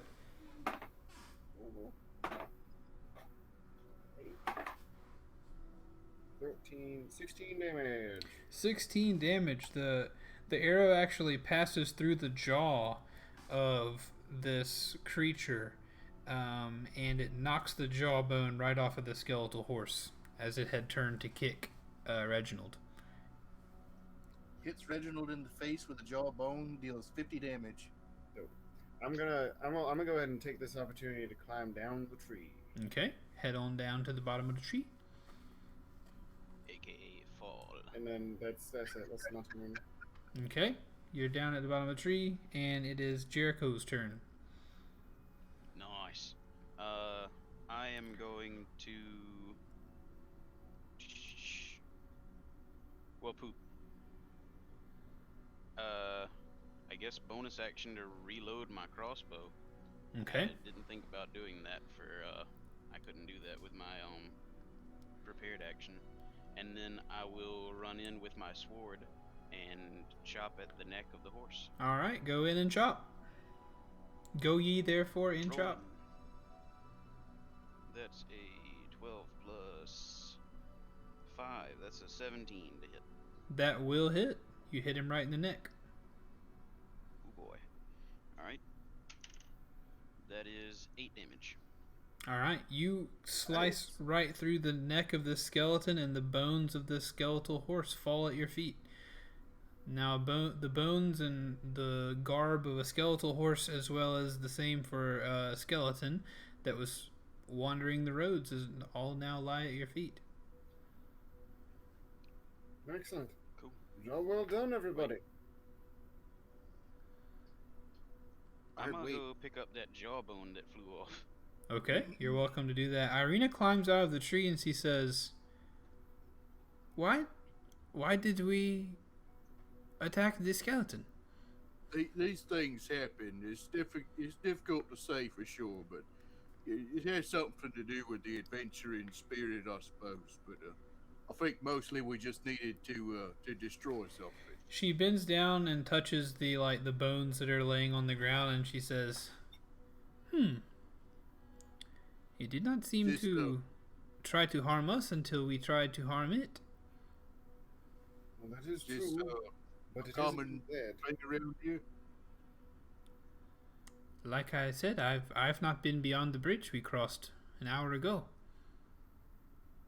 This is all new to me as well.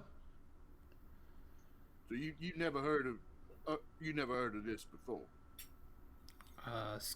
Skeletal riders in specific, I've never seen one, but there are magical things that happen in this land all the time.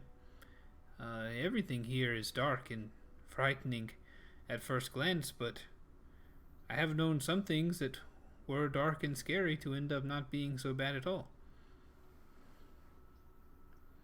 I'm very tempted to put you on the spot and say name 3, but that will only be video. wasting your own time. Right. So, hey, was you heard? I didn't hear what was said. To pick up some arrows. Sure. I was gonna ask Ireena, was she hurt? Oh, I'm fine. I climbed the tree. I got a little, no actual pain, but probably a little scraped up from climbing the tree so quickly. But other than that, I'm fine. Good. It's all good. We need to get you there safe and sound. She wanders over to the skeleton that had fallen on the ground, and she rolls over what's left of the spine, and she says, Durmon, I believe there are some arrows over here you could gather. Oh, thank you. Can I check out perception check? Yeah. Sure. Go ahead. No, I was gonna say, can I just check out that lantern that he was swinging around? Sure. Cool. And can I perception check the horse and person to see if there's any pouches or saddlebags? Sure. 11 to check out the lantern. I mean, you pick up the lantern and you kind of look it over. It seems to be a small iron lantern with glass panes, kind of 4 sides with those glass panes. All the panes are cracked and broken. You see that there is not a candle or anything in it. The lantern was emitting no light, and it continues to emit no light. Then I'm just gonna shove it in my bag. Okay. Shove it in your bag, sir. I rolled a 7 to look for a bag. Sorry, I was taking a sip of beverage. I don't think you necessarily have to roll perception to search for bags or anything. So you don't find any. The skeleton wasn't carrying anything. He was armed with a sword and short bow. His sword was rusty. His bow was small, and it wasn't much to look at. His arrows were just kind of old. The heads on them are rusty. But they seem to be straight and unharmed, other than being old. Other than that, that's all they have. He I will has. take his arrows. Okay, there were 5 of them. Heck yeah. And final one for me, I guess this would be an investigation check. Okay. I just want to check, see, like, does the, I know his clothes were all tattered and everything, but did it look like he had any kind of insignia or kind of something that would designate like he is, from a certain militia or something like that? Or like a known group in the area, or is this just like a random dude? Says 17 to investigate. Yeah, hold on just a second. Cool. That's a, Anything Strahdian in nature. Yeah, that's what I'm wondering. Like, is this? you do not see any sort of insignias. I'm going to use the bathroom. You do You not. got to roll for it. Fun. No. You Think do about not. me while you're gone. You do You not rolled a see 2. any That- sort of insignias, Josh. You don't see any sort of Strahdian insignias. One thing you do see though is that he, on a tattered piece of fabric that was kind of draped over his chest, that was mostly destroyed. You can make out what looks to be the symbol of a small symbol of a raven on the front left breast area of this tunic or whatever's left of it that he was carrying around. It looks like a raven was insigniaed on there. Okay. Cool. Do we feel empowered by the death of this creature? You know what? You do. You feel so Yeah, empowered that you so handily destroyed this creature that you are now level 2. Level 20, here we come. Yep. Did Zenas come back? Is he back? I'm here. Alright, so I was just saying that you feel so empowered by the death of this creature that you have increased your level to level 2. Oh, yeah. Back to the spooky forest. We return. Wait, we didn't leave the spooky forest. I just meant on the stream. Cool. Speaking of spooky forest, how was your bathroom break? That was good. Cool. All right, here we go. Back to the action. Prepared to march forward. Okay, Ireena seems ready to march forward along with you. If everybody's ready to go, you can march forward. Let's boogie. We are marching forward. So after a little while longer, you approach, you leave the forest. You guys come out of the forest. There's a point where whenever you crossed over the river, you left the river behind and went into a little piece of this forest for about 2 miles, and then now you are coming out of it a little bit just for a moment to see the river pass by you on the right, only to pass through another little set of trees where you can see in the distance a crossroads.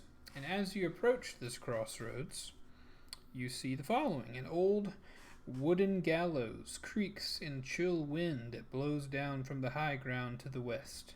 A frayed length of rope dances from its beam. The well-worn road splits here, and a signpost opposite the gallows points off in 3 directions. Barovia Village to the east, where you came from. TSER Pool, Sir Pool, to the northwest, and Ravenloft/Valaki to the southwest. Hey, fellas, isn't that lucky place? Is that where we're supposed to be heading? Yes, I believe so. Oh, there's this other sign that's pointing back to that Barovia town we come from. It makes you think. You think we could have just come this way and avoided the spooky forest place altogether? No, it's sorry. The sign that points towards Barovia is pointing on the road you're on. Okay. Yeah. I feel better about that now. So yeah, there are 3. So And go ahead. which cardinal direction is Valaki in? Valaki is technically, based on what you've been told so far, technically northwest of Barovia. The sign that you are looking at there's the southwestern branch says to Valaki / Ravenloft, and the one to the right says to the Sir Pool. Ireena, this Velaki place, right? That's where we're supposed to be heading. Yes, we're supposed to be heading to Valaki.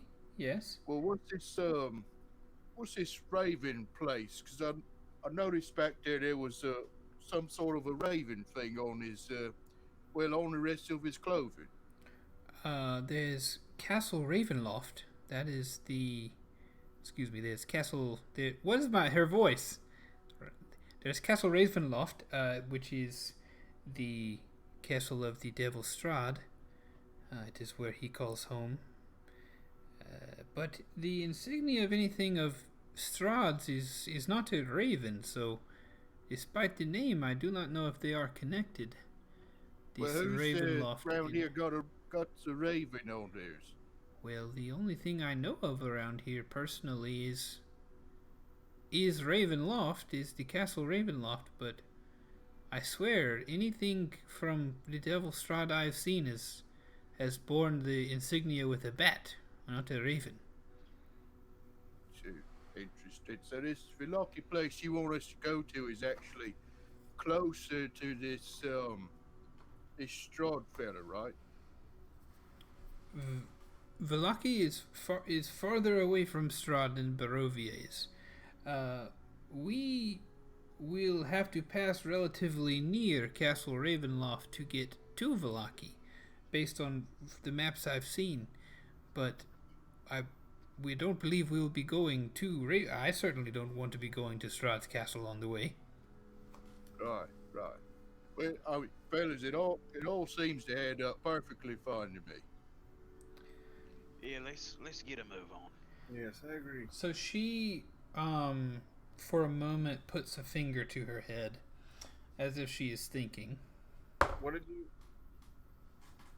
you say was around us? What structures again? An old wooden gallows, creaks in a chill wind that blows down from the high ground to the west. A frayed length of rope dances from its beam. The well-worn road splits here, and the signpost, blah blah blah blah, that we've all seen.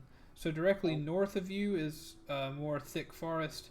South of you there is less forest that the southwest road kind of leads to.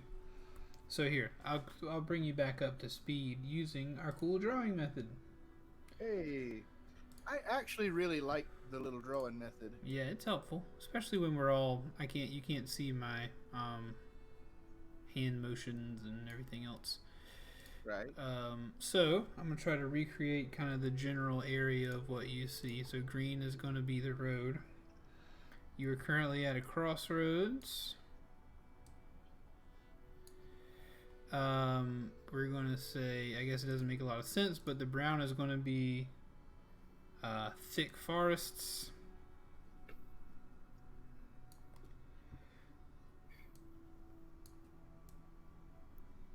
Okay. So that's what you're seeing. So it is showing you that this way to the poo,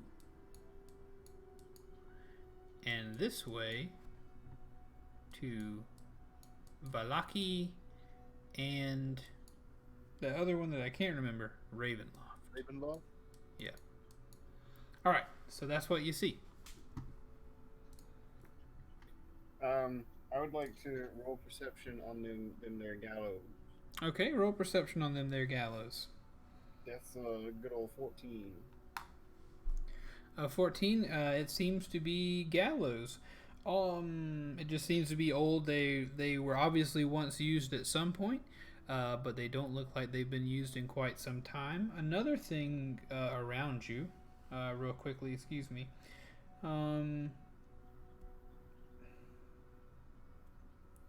Did I read the portion that says, across from the gallows, a low wall, crumbling in places, partially encloses... I actually need to read this whole thing again, excuse me. In Ravenloft and Valaki to the southwest, the northwest fork slants down and disappears into the trees, while the southwest fork clings to an upward slope across from the gallows. A low wall, crumbling in places, partially encloses a small plot of graves, shrouded in fog. So another thing to note is that this road increases in elevation.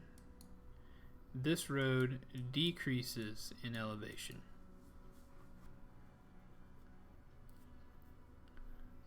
What is the pool? What was the name of that? Sir Pool. Yep, Sir Pool. And Ireena is standing, kind of tapping her head, trying to remember. This Sir Pool, something. I know something about this pool. I've heard this name in the tavern before, but I can't Suppose quite. it's a shortcut to this lucky place. Maybe I know there's something about the pool that I've heard in the tavern, but I just can't remember what happened. What happens there? I can't remember. I don't believe it's anything. I just can't remember. I don't know, but I've heard it before. She says. Well, it's still early day, I believe. We can take a chance and visit it if you so desire. As she's thinking, she does squat down to the ground, and she, she's looking at the ground now. She's trying to figure out a little bit of what she's doing her own investigative, looking around a little bit. Can I, while she's doing that, can I just saunter over to see if there's anything written on those graves? Of course you can. Would that be like a perception or an investigation? That's kind of a tough call.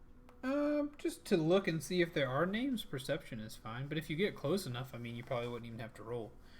14. You can see from a few feet away, like without crossing that wall, that all these gravestones are blank. Huh. How very Bethesda. Ireena does squat down, and she does notice that there are heavy wagon tracks that have rutted the ground or put ruts in the ground, going down the hill towards the Sir Pool, and there are very few, if any, tracks going towards Vallaki and Ravenloft.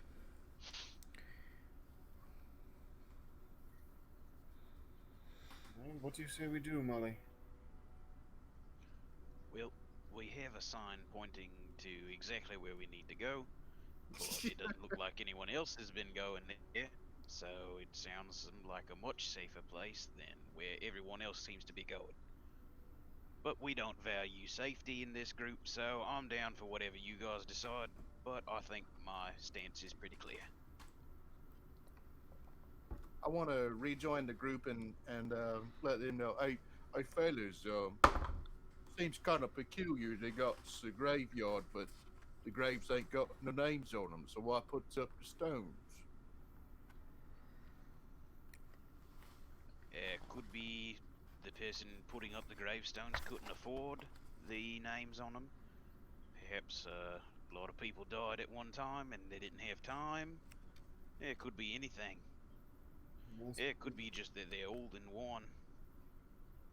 Well, let's get on the way to Vallaki then. Let's get this whole thing behind us, I suppose. Oh, a pleasant idea. I'm Let's gonna go ahead and start walking that way. Okay. See if we can get to Vallaki soon. Yeah. Very well. As you leave this area, as you are walking down the trail away, so you guys are taking the road that says towards Vallaki and Ravenloft. Yep. Indeed. You are increasing in elevation. As you go up, you hear a creaking noise behind you, coming from the gallows. Do you turn?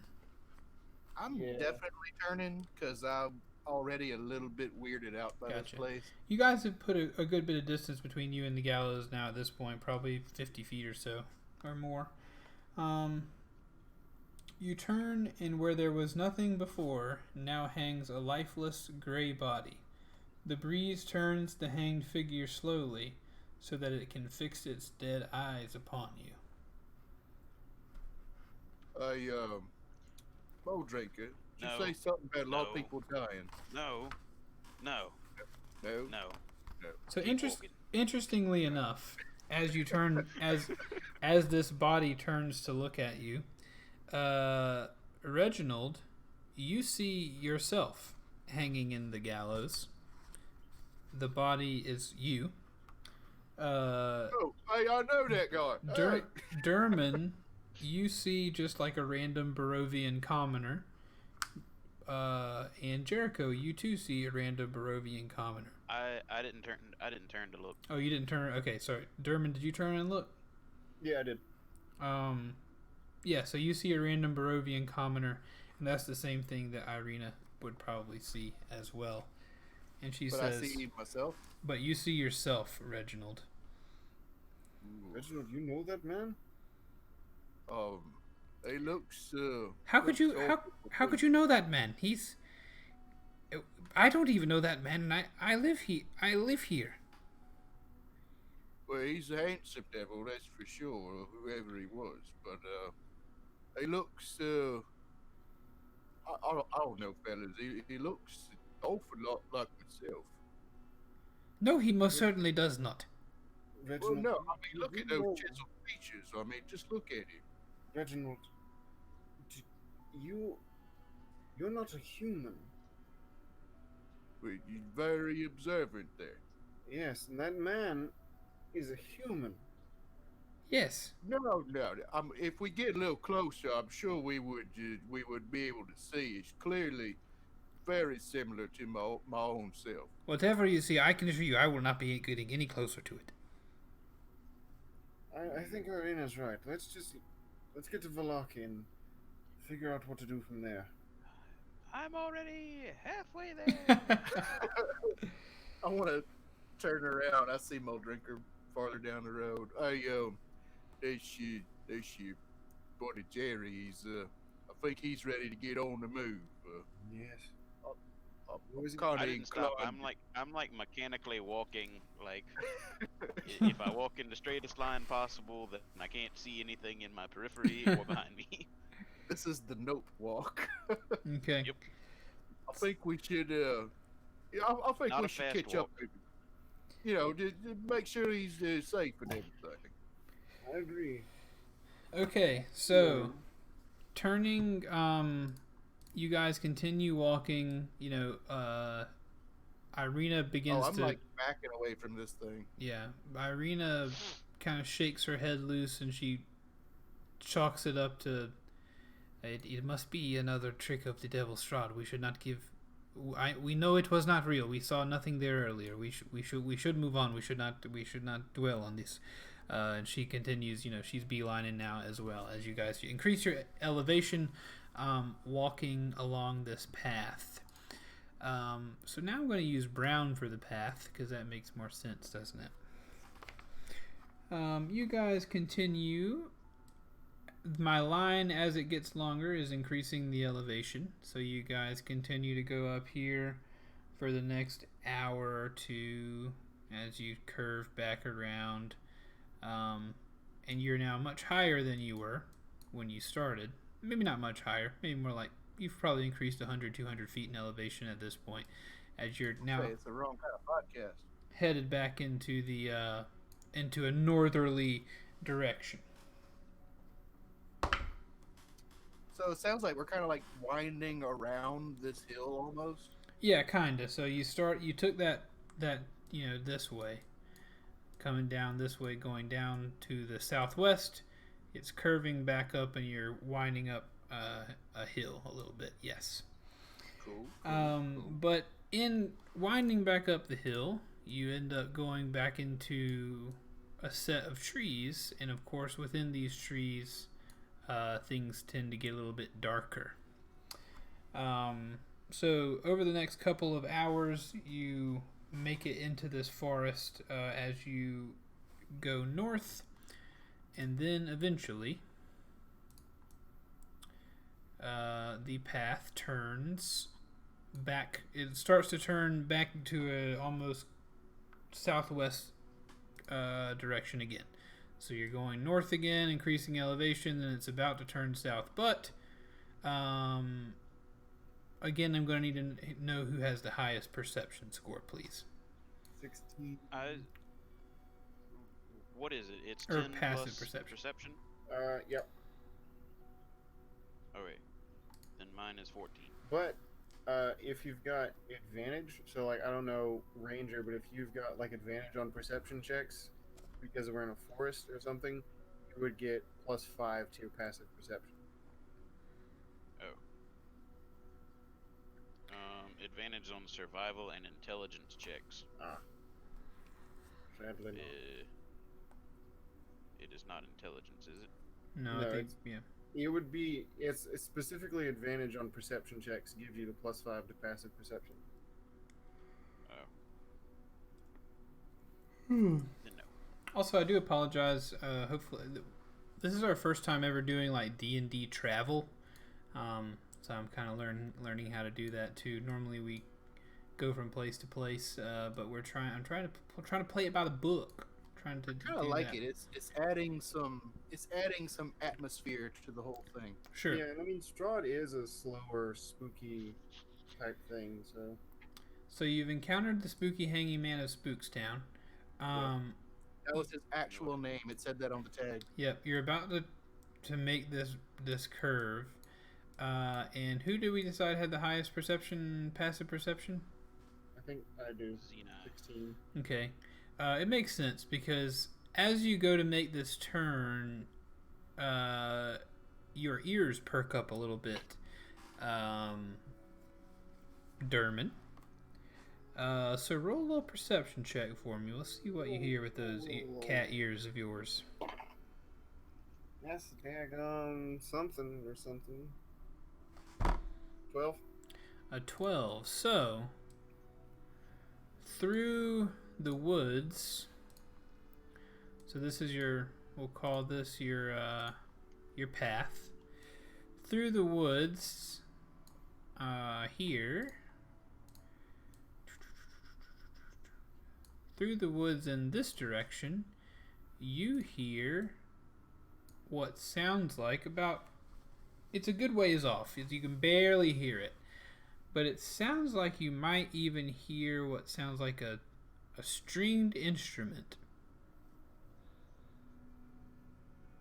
Well, that's interesting.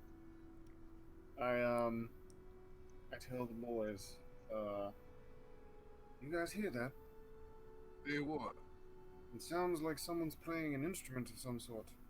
Perhaps Ooh, plucking on some strings. What kind of stringed instrument? Way out here. I look over at Ireena and I just kind of shake my head a little bit.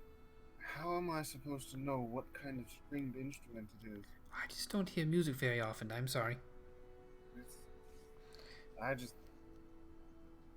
don't. Yeah, Okay. Durmon, you should be able to distinguish between a couple different stringed instruments. But more importantly, which direction is it coming from? Is it coming from ahead of us? That way, and I point. It's through the woods in a northwesterly direction. Alright, we're heading just westerly? Yeah, so this line I drew is you going north, and you're about to turn back southwest on the path. But this sound is coming, so you've increased in the elevation whenever you look off to your right. So this would be the northwest. That's the northwest direction. But when you're looking that way, this is decreasing in elevation.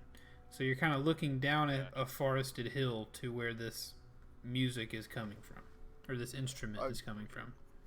Fellas, it's so well and good and everything, but I mean, what if this is like earlier, and what if it's like the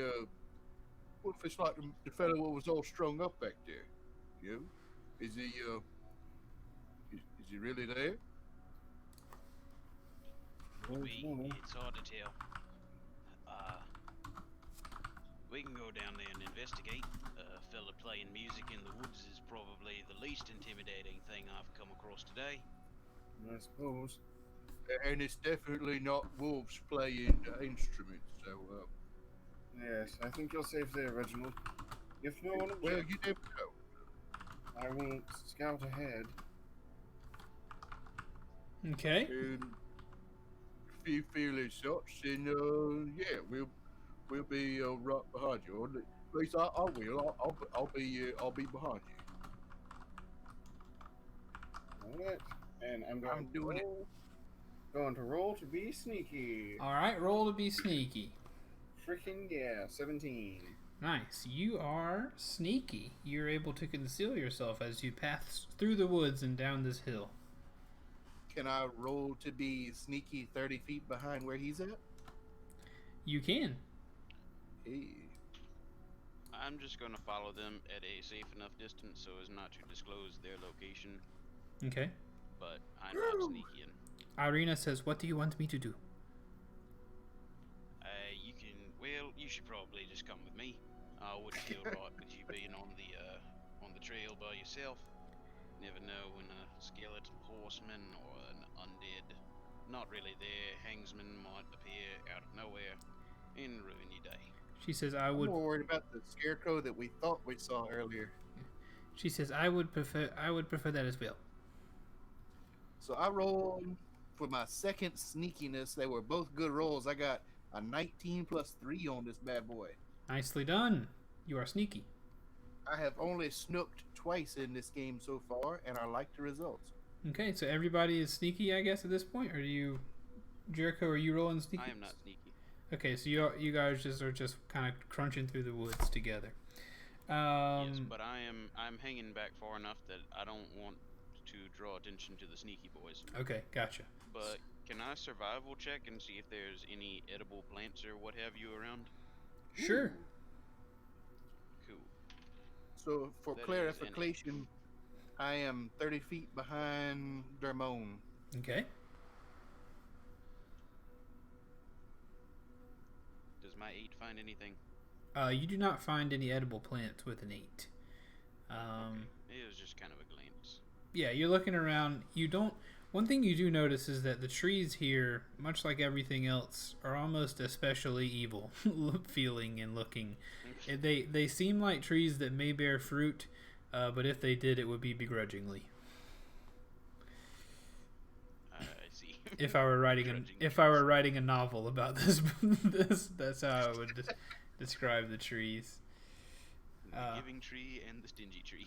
That book I read Fahrenheit 451 this past week, and there was some line in there where he was describing something. It was like a pig a pig in the forest that if you cut it open it would smell like autumn whenever all its blood came out or something, and it was like, what are you high on writing this book?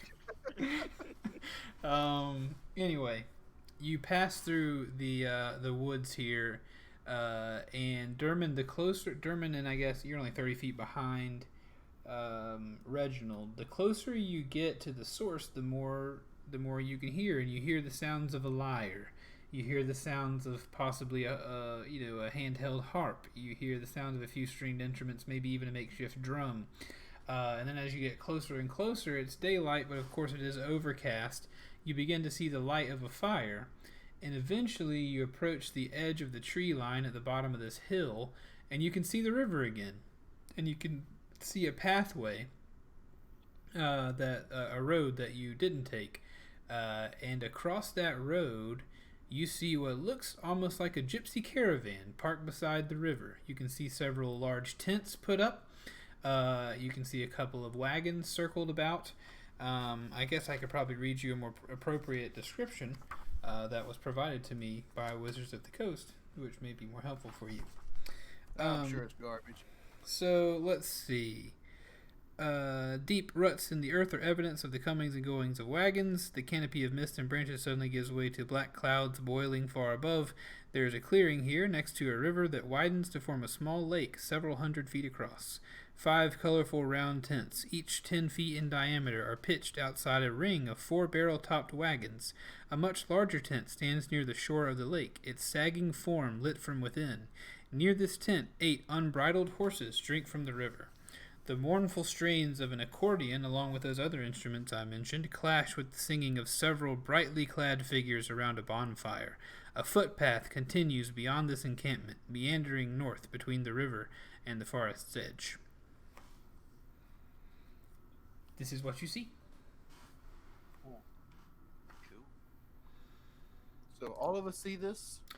That's going to be a no. I would say you and Durmon see that. Cool. I'm just gonna kind of wait, like by a tree, until the other guys get up close. Okay. I'm just gonna kind of watch. Cool. So mostly what you see is just some people who are dressed very similarly to Arigal, the main guy or the guy who gave you the letter, as well as the three people who are in the tavern along with Ismark. Do you remember those people? Yep. The ones who are all kind of dressed, they seem like they're a little more jovial than other people. They're dressed in more bright colors and things. Very gypsy looking like people the way I imagine, old-timey gypsy looking folk. And they're all kind of still walking forward. okay. Yeah, you eventually approach Durmon as he's watching this, but what Durmon is seeing, as well as Reginald, and eventually this comes into view for you as well. From the tree line, you see this big fire where all these people are having some drinks and getting drunk and enjoying each other's company and playing music and things, with all these tents and wagons surrounding them. Okay, I'm gonna continue on down into the area. Okay, into where the people are? Yep. Okay. You leave the woods, and as you leave the woods, Ireena calls out, "Is it you believe this is safe?" I honestly don't know what's safe around here anymore, but these people seem a lot brighter and happier than anyone else in town, and the fellas down at the bar kind of look like them, and they seem to be having a good time, so, might as well give it a shot. Are we all going? I'm going to I stay am. here, and I'm going to watch. I'm kind I'm of gonna stay here and watch. I'm kind of hanging back. I'm gonna stay about 50 feet away from wherever Jericho walks out into the crowd. I still want to kind of stay obscured, like hidden up into tree line, but I want to be, not too far away. Okay. At this point, based on what I'm seeing on my little map, so I guess we'll throw up another map thing for you. If you're listening to this audio, you should really listen to this on YouTube or catch us live on Twitch with all this drawing we're doing. But now that we have it, I'll use it as a crutch. Tree line down here, blah, blah, blah, blah, blah. Then I'll throw you very nice tree line. a road passing by, and then we will have a red fire. Let's see, 5, 10, 15, 20, 25, 30. Sold. We'll have a fire here. Then you've got a wagon here, a wagon here. Whenever we did that fundraiser thing for the little girl who needed the chair or the van that could handle her wheelchair, we had an auctioneer that was Keith. You can go ahead and keep drawing. We had an auctioneer that was selling stuff for the fundraiser, and they were selling a cake, and they got it like $65 for this red velvet cake. And he's looking at this one guy going, $70. I know you want this cake, $70. And then the guy finally says 70. Okay, whatever. So he turns to another guy. He goes, $80. That other guy's taking it home. He's gonna up your bid no matter what you say. So go ahead and give me $80. $80. And the guy went 80, and the other dude immediately went 90. I do love a good auctioneer. Yeah. All right, so you see all this stuff going down. I'm gonna give a black line around the fire for reverie. I gotta say, an auctioneer would make the worst DM in the world. Or maybe the best one if you can keep up. I don't know. It'd be interesting. Do you have to worry about that with me? So this is what you see across the way. We'll say all of you are here hiding in the tree line. That big circle is you, Reginald. And you are... Jericho is leaving the tree line and walking over to the campfire, I guess. Yes, sir. Okay, everybody else is hanging back? Yep. Ireena says, I will hang back with you all. So the widest tree that I can hide behind. Jericho, you walk into the camp, and there are, several people drinking around this fire, playing music, having a good time. There are 12, and I believe Ismark told you what. Do you remember what the name of these people are? Did he tell you what kind of people they are? Strange name. I don't remember. I think he did give you their name. So you see 12 Vistani people. They are Vistani. I'm gonna say Ilnasi. Vistani, Vistani. They're all standing and sitting around the fire. You can hear them like telling each other stories and just guzzling some wine. So there you go. They're having a good old time. Do you just walk straight up to them? Yeah. I'm just gonna kind of walk into the camp and walk towards the fire. Okay. Hello all. I've come across your camp. I happen to be in the woods out here. What's going on? They kind of like all the drunk people turn to you and they pause for a second, and they don't seem to be threatened by you at this point. And you hear kind of a good like a oppa roar from the crowd, and they hand you a flagon of wine or whatever they drink wine out of, and they say, welcome to our campfire. Welcome to our camp here by the Sir Pool. We are just having a good evening tonight. We're glad you have found our camp. Can I lean over? I want to mention something to Durmon. Sure. Like, Durmon. Yes. He's not being attacked just yet. No, it doesn't seem like it. Do you think we ought to just run up in there, or you think we ought to? You think we ought to just hold back a little bit? You can do as you see fit. I'm going to stay here for a moment longer to see what happens. I'm thinking you might be right on that. They Can you do that? Can you type with text and then drag it around? That would be cool. No, you can mark and then, you can probably use the select tool and move it. Yeah. Oh, that's cool. Well, everything's messing up now. Okay, anyway, you guys, or Jericho, you walk over to the camp. You're now probably right by the campfire, I assume. Everybody in the tree line can hear all this happen. They can hear this conversation. They can hear hear him be welcomed into the campfire. As he says, the people at the campfire say, "Come down. We were all just telling each other stories. We're all just having a good time this evening. Enjoy the wine." I'm not much of a drinker. I'm always on the job. Nah, sure you can. You can have some wine. I'm really gonna have to hold off on this. It's kind of my namesake, if you will. I'm only known for it. Fine. This is fine. Just come. Join us by the campfire. I appreciate the offer. Madam Eva has told us, or has foretold the coming of strangers to the land, and you certainly look like a stranger. You don't get much stranger than me unless you meet my friends. You have friends? Where are your friends? Bring your friends here. We part ways a little ways back. But, this is the Sir Pool you mentioned? Yes, this is our encampment by the Sir Pool. We are Vistani. We are traveling merchants, traders, revelers. I see. So what's the Sir Pool all about? I passed the sign on the way here, but I didn't have business down that way, so I figured I'd just pass it along. The pool is not particularly special that I know of. It is just a pool where we have decided to make camp. Madam Eva keeps our tent here most of the time, but sometimes we move around.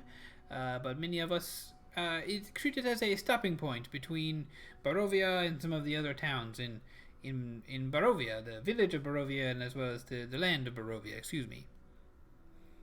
I see. And anything beyond this point? I was heading to Ravensloft. Do you know anything about that area out there? You were heading to Castle Ravenloft? Yeah. I heard that it was a nice place out there, and as you can see, I'm not exactly from around here. You certainly are not from here if you're trying to go to Castle Ravenloft. No one is welcome at Castle Ravenloft, I can assure you. How's that? Well, that is, of course, where the Lord of the Land lives. You know, Strahd. Strahd lives in Ravensloft. Castle Ravenloft, yes. This is where he lives. I see. Surely you know this already. You have been in Barovia for a few days. Know if you have made it this far. And that's the same direction as Velaki? Well, yes, the road that I see you came from the trees. I imagine you were on the road. Yes, the road passes by. Well, technically, the road that you were on passes by a road that would take you to Castle Ravenloft. But if you continue on the road that you're on, it will take you straight to Velaki eventually. Yes, it's the old Svalich Road. This is how you say a detour off of that road. I seem to have gotten my directions mixed up. I am headed for Velaki. Ah. Not the castle of the demon god of the dark, spooky forest. The demon god of the... it is just Strahd, our lord. Yes, he can be frightening at times, absolutely. Tell me this. Why are you going to Velaki, if you are a stranger in our land? I've been told that it's nice out there. I don't know if that was the truth. The guy who told me about it also tried to sell me a crossbow bolt for 5 gold apiece, which I know is not exactly market standard. No doubt you have met Bildrath in Barovia. Yeah. He's quite a character. He does not take too kindly to outsiders, but he wants to. I want to roll an insight check on I want to roll. I'm rolling as this guy to see if you're lying. Okay. Do I roll against that? Yeah, I think so. See how good your lie is. So rolling persuasion or deception? Doesn't matter. They're both -1. I got a 12. Ooh, okay. He says, I do not believe that you are just going to Velaki because you think it is a nice place. Because first of all, this is Barovia. There are no nice places. Second of all, you're a... You can hear all of this, right, Keith? Yeah, you can hear this conversation. You're not that far away. As this is happening, I reach over and tap Ireena's shoulder and I say, Ireena, I think we need to move away from this place as quietly as possible. I will trust you. Jericho seems to be safe, but of course you are in charge. I will whatever you all say goes. I will follow your orders for sure. And then we start to move away. Do we need to roll stealth again? You're going backwards the other way? Yeah, just kind of very slowly, just keeping an eye, trying to be as stealthy and sneaky as possible. I just rolled stealth for Ireena because she hadn't rolled it yet, but she is able to conceal herself along with you as you back away. Cool. I kind of I don't say anything. I just kind of give that, yeah, okay, sounds like a good idea kind of nod. Okay.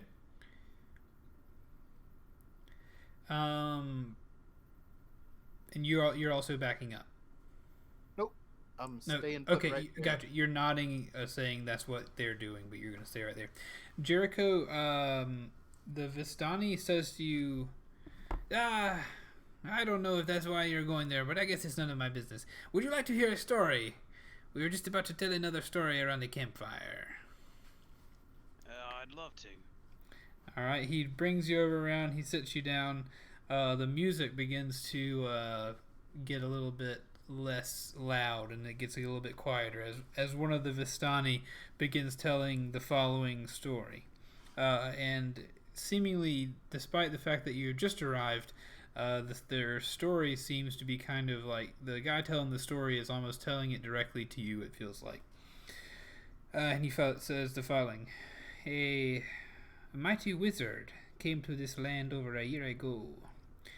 I remember him like it was yesterday. He stood exactly where you're standing. A very charismatic man, he was. He thought he could rally the people of Barovia against the devil Strahd. He stirred them with thoughts of revolt, and bore them to the castle en masse. When the vampire appeared, the wizard's peasant army fled in terror. A few stood their ground and were never seen again. The wizard and the vampire cast spells at each other. Their battle flew from the courtyards of Ravenloft to a precipice overlooking the falls. I saw the battle with my own eyes. Thunder shook the mountainside, and great rocks tumbled down upon the wizard. Yet by his magic he survived. Lightning from the heavens struck the wizard, and yet he stood his ground. But when the devil Strahd fell upon him, the wizard's magic couldn't save him. I saw him thrown 1,000 feet to his death. I climbed down to the river to search for the wizard's body, to see if, he had anything of value. But the river Iblis had already spirited him away. And that's the end. He kind of trails off at that point. That kind of ends his story. How much truth is there to that story? Oh, I can assure you it is all true. I do not remember the wizard's name. As he kind of taps a finger against his head, trying to remember, he says, I do not remember it. I remember it sounded important, but I cannot remember his name. I see. Well, if I never, ever, in 1,000 years and 1,000 lifetimes, ever meet this devil Strahd, I would be the happiest man on this planet. Oh, I am sure you would. I am very sure that you would. Now here's a question for you. What did you say your name was again?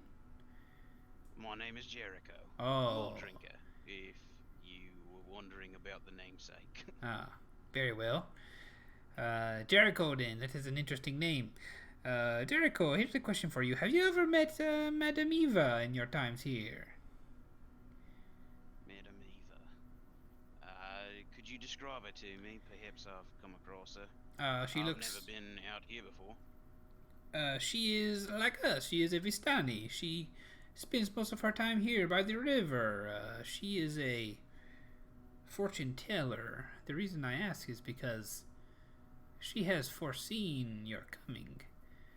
And she has foreseen the coming of not only you, but your two friends as well. Two friends? Huh. What has she seen about us? Well, if you want to know exactly, tell us in person? If you want to know exactly what she has seen, you should go and visit her in her tent. She is home now. How much is that going to cost me? I do not know. You will have to speak with Madame Eva herself. I see. Many times she will not cost it. She will not charge a dime for the reading. Yeah, I don't see what it could hit. I'll head down there. Could you guide me to her tent? Okay, he turns around and he points at the orange tent in the back, the square one, the largest tent down close to the river, next to all the horses that are drinking. Can how far is that away? Like, so based on these blocks here from you, it would be 5, 10, 15, 20, 25, 30, 35, 40, 45, 50, like 60 feet. I guess we'll probably call it more like 70 or 80. This is poorly scaled, this drawings. But it's, between 60, 70, 100 feet away from you. okay. I'm a ski baba shuffle on down there. Okay. So you see Reginald, you see Jericho stand up from the fire and head towards Madame Eva's tent. Yeah, did I hear that conversation? I'll say you did. They're being loud. They're drunk. They don't see you there. Okay. I want to, as sternly as possible, shake my head no. Like, this is a bad idea, but I don't want to make any noise. Okay. I don't know if old Jericho is looking at you, but you can shake as vigorously as you like. That's the only Yeah, thing I I think can I'm do. So that's the only fitting in. thing I'm Okay, trying. gotcha. All right, so Jericho, you head into Madame Eva's tent. Or is it? Y'all let me know outside of what Jericho's doing if there's anything else that you want to do. Is there a way I can like skirt around the camp a little bit? I mean, yeah, all the homies are here by the fire. I mean, you could, you could try to sneak your way through the camp without being noticed if you like. Okay, let me see if I can get kind of over here near where this tentification is. I Okay. guess that's too many to move. So it's Well, we're not in combat, so just roll stealth and we'll work through it like that. cool. I'm gonna do it. What's my? I got a +3 to stealth. It's a 20, not natural. It's a 17 +3. You are able to silently walk around the edge of the camp. Schwankers. Durmon, So how far away? How far away are you? We were just kind of moving back a little bit, so I imagine like just. Oh wait, that's wrong button. Hold up. I just imagine like kind of over here in this general area. Okay, so I say you two are stealth, but I imagine you're keeping an eye on Reginald. You see Reginald start stealthily moving around the side of the camp. And now, Josh, tell me what you're going to say. I just kind of want to hang out kind of on the opposite side of the tent from where the fire is, just so I can kind of basically just trying to get within earshot. Okay, so you move over there. We'll put the drawing up. Reginald will now be red, a red dot over here. You're back here hiding behind this tent. Within this tent, you can hear That's a big red dot. Yeah. Within this tent, you can hear the snoring of someone who is sleeping. And as you peek towards the other tent, you can tell the walls of that tent are very thick. The big one, the Madame Eva's tent. You can hear, or you can see the following. Magic flames cast a reddish glow over the interior of this tent. You can see it almost kind of glowing from the inside. And now, going to Jericho, walking inside, that reddish glow you can see on the inside, revealing a low table covered in a black velvet cloth. Glints of light seem to flash from a crystal ball on the table as a hunched figure peers into its depths. As the crone speaks, her voice crackles like dry weeds. "At last you have arrived!" as she cackles in laughter, her laughter bursting like mad lightning from her withered lips. And she says, "Welcome, Jericho." Thank you, madam. I wonder if you have followed some bounty or some creature you're chasing this far. You are a bounty hunter, no? I am, but I don't recall telling you that, nor do I recall ever meeting you ever. You don't have to tell me or meet me for me to know things about you, Mr. Jericho Mull Drinker. I need some water, by the way. Take your time. I am a fortune teller in this magical land. I know things. It is my business to know things. And speaking of knowing things, would you like to know things as well? That depends. Nah, he's good. Is it doom and gloom related, or is it happy tidings for my future? Well, I can't tell you one or the other, but I could read your cards. How much is that going to cost me? I don't have a lot of money. I will do it free of charge. I will read the cards for you, and these cards, whenever you go back and you see your friend Reginald or your friend Durmon, you can tell them what the cards said. I had hoped I would see all of you together, but sometimes it's not in the cards. You are disturbingly clever. It's part of the job. From like behind this other tent, Reginald actually is like, he thinks that's really clever. He's trying not to laugh at the cleverness. So what will it be? Would you like to have your cards read by me? Absolutely. Deal me in. Let's see where this goes. Also, before I read the cards, I'd just like to let you know, despite the proclivities of myself and my band of Vistani, we really are rooting for you, you know. With that, she takes out a deck of cards. And I'm going to need a moment to prepare as she deals the cards. So, she deals the cards in. Ironically, there's a bunch of poker chips sitting on the table. So I'll show you the way she deals the cards. She deals the cards. She deals one on the top, one on the bottom with a gap in between. Well, I guess that's not the order in which she does it. It's hard to describe. So she takes a big deck of cards. She shuffles them. She waves them in front of your face. She swipes them around the crystal ball. She shuffles them a little bit and fans the air in her face, and she breathes it in, and she says, "Ah, yes, this will be a good reading. I am sure of it." So she deals one card on the left side of the table, one card at the top in the middle of the table, one card on the right side of the table, one card on the bottom in the middle, forming a kind of north, south, east, and west thing with a gap in the middle, and then she deals one card in the middle of all of those. In doing so, all those cards are face down. Yeah. What next? Let's see. She flips over the card on the left. All these cards are black.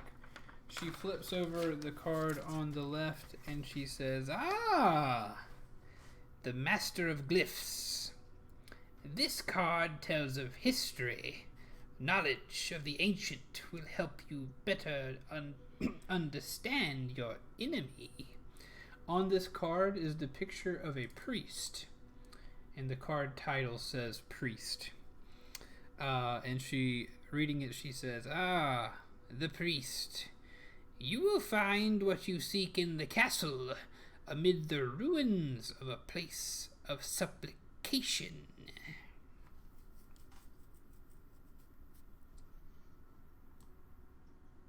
She looks at you inquisitively. I'm writing stuff down. I'm sorry. Oh, that's fine. Say Take that your last time. bit again. In the ruins of She what? said, "You will find what you seek in the castle, amid the ruins of a place of supplication." Okay. And she said, "This card tells of history. Knowledge of the ancient will help you better understand your enemy." Got that. That's not surprisingly vague, but I appreciate the heads up. This is What else you got for me? This is a card reading. I am not reading your memoirs. She flips the card on the top of the table, and she says, "This card tells of a powerful force for good and protection, a holy symbol of hope." She flips that card and she says, "Ah, the Six of Swords, the Berserker." On this card are two severed heads, one of which has a big great axe buried in it. She says, "Find the mad dog's crypt. The treasure lies within, beneath the blackened bones." Excuse me. No, Beowulf, she wasn't sniffing any farts. She might, later on. She could have been. It's a valid statement. Alright. Oh, wait, sorry. It's okay. She flips the third. Are you gonna respond? Hold up, madam, before you move on. You got any more information on that treasure? I hear treasure, and I do like the sound of that. I do not like the sound of doom, gloom, and devils and enemies. All I can tell you that when it comes to this holy symbol of hope, the treasure lies within, beneath the blackened bones of the Mad Dog's crypt. I can tell you no more. The cards, they have told me no more. I see. She Alright, flips. She flips the third card, the card on the east, the far right. She says, "Now this is a card of power and strength. It tells of a weapon of vengeance, a sword of sunlight." It sounds helpful. She flips the card, and she says, the Eight of Stars, the Necromancer. This card is a card where there's a man who obviously is a necromancer in a big black robe, and he is holding his hands out and seems to be puppeteering two zombie-looking creatures on this necromancer card. And she says, "Yes, the Necromancer. A woman hangs above a roaring fire. Find her, and you will find the treasure."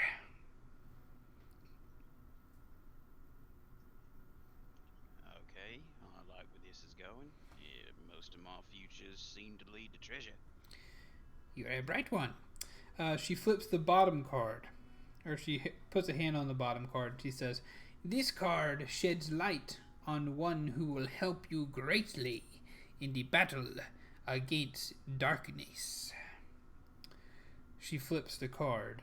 She says, "Oh, the Raven."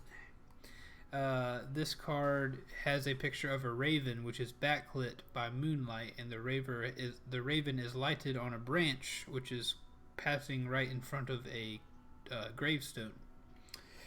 And she says, "Find the leader of the feathered ones who live among the vines. Though old, he has one more fight left in him." Sam Elliott. I knew you'd say it. I got one more ride left in me. We That knew was he was pretty going to good. pop up in the story somewhere. After ripping my vocal cords out with all these voices tonight, I'll be able to do my Sam Elliott. You gotta filter it through at least 4 inches of mustache. Okay. All right. Let's get some more cards. So in the fifth spot, the final card, she puts a hand on it and she says, "Your enemy is a creature of darkness whose powers are beyond mortality." This I card. assure you, he's not. This I card. have no enemy. You must let me finish. I'm sorry, please, madam, go on. This card will lead you to him. She flips it. She says, "Oh, the artifact." This card is a picture the glass thing that holds the rose in Beauty and the Beast, but inside instead is a floating skull with a pentagram on it. And she says, "He lurks in the darkness where the morning light once shone. A sacred place."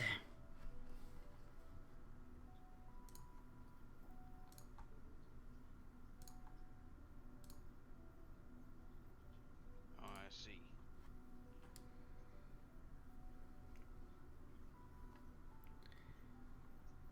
Hang on. That's fine.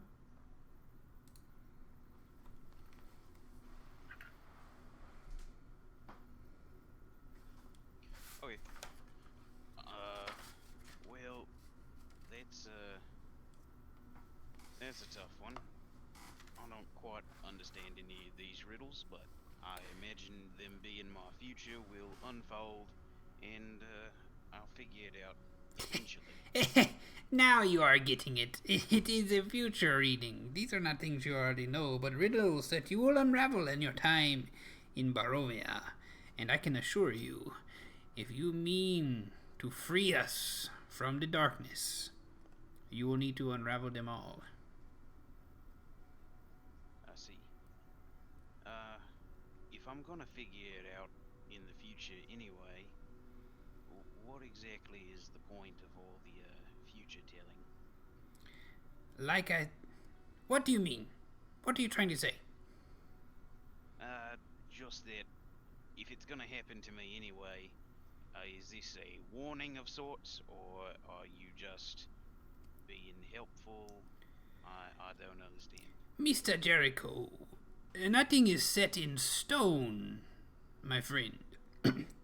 These are all places, junctions, things that you might experience in your future. This is more of a reading of your options than it is a reading of your set in stone future. Nothing is quite so specific.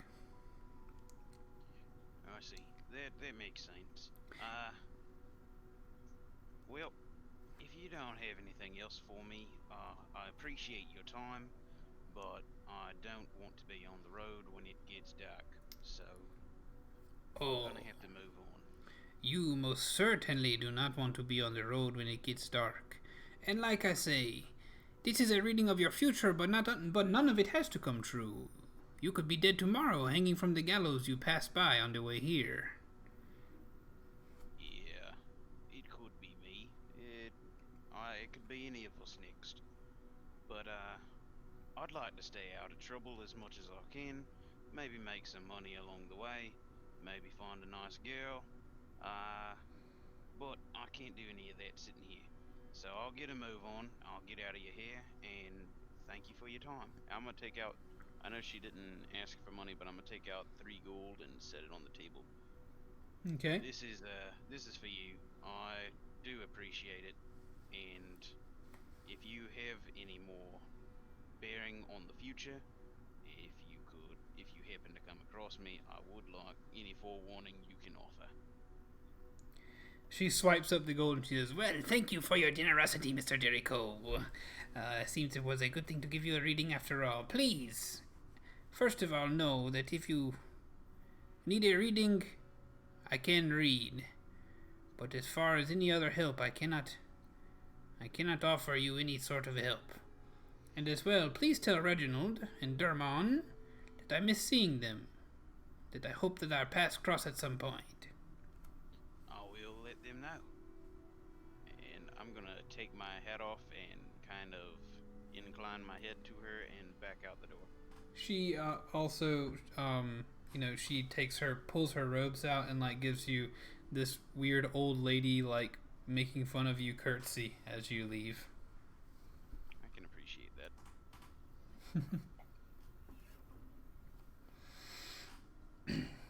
I'm gonna just kind of mosey on out of the camp. Well, fellas, it's been fun. Thank you for the hospitality. And it's a sweet old lady, that one. I like her. She's got some spunk to her. Oh, Madame Eva is wonderful. Thank you for being here. Thank you for listening to our story. I'm sorry you do not enjoy our wine, but we had a good time telling you stories and hanging out with you by the fire. Oh, well, I appreciate the offer. It's just not my thing. You understand? I understand. Maybe our paths will cross some other day, Mr. Jericho. I can only hope. Stay While alive they're, out there.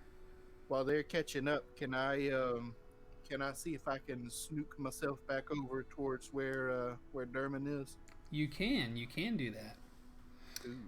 I say you're still, you haven't done anything to leave stealth. I say you're still stealthy from that other roll over there. Cool. I think you're I good can work with that. to swift in darkness. Okay, nope. Well, that'll work. So I'm gonna swoosh that away. Okay, so I guess Jericho, you're just gonna walk back into the tree line. Yeah, I assume they know there's a road back up that way. Yeah, I think they do. Field of Dream style, just walk right out into it. Yeah. All right, so you're back in the tree line. You've had your encounter with the Vistani by the river, and you're back, I guess, with your crew. Reginald is coming up beside you.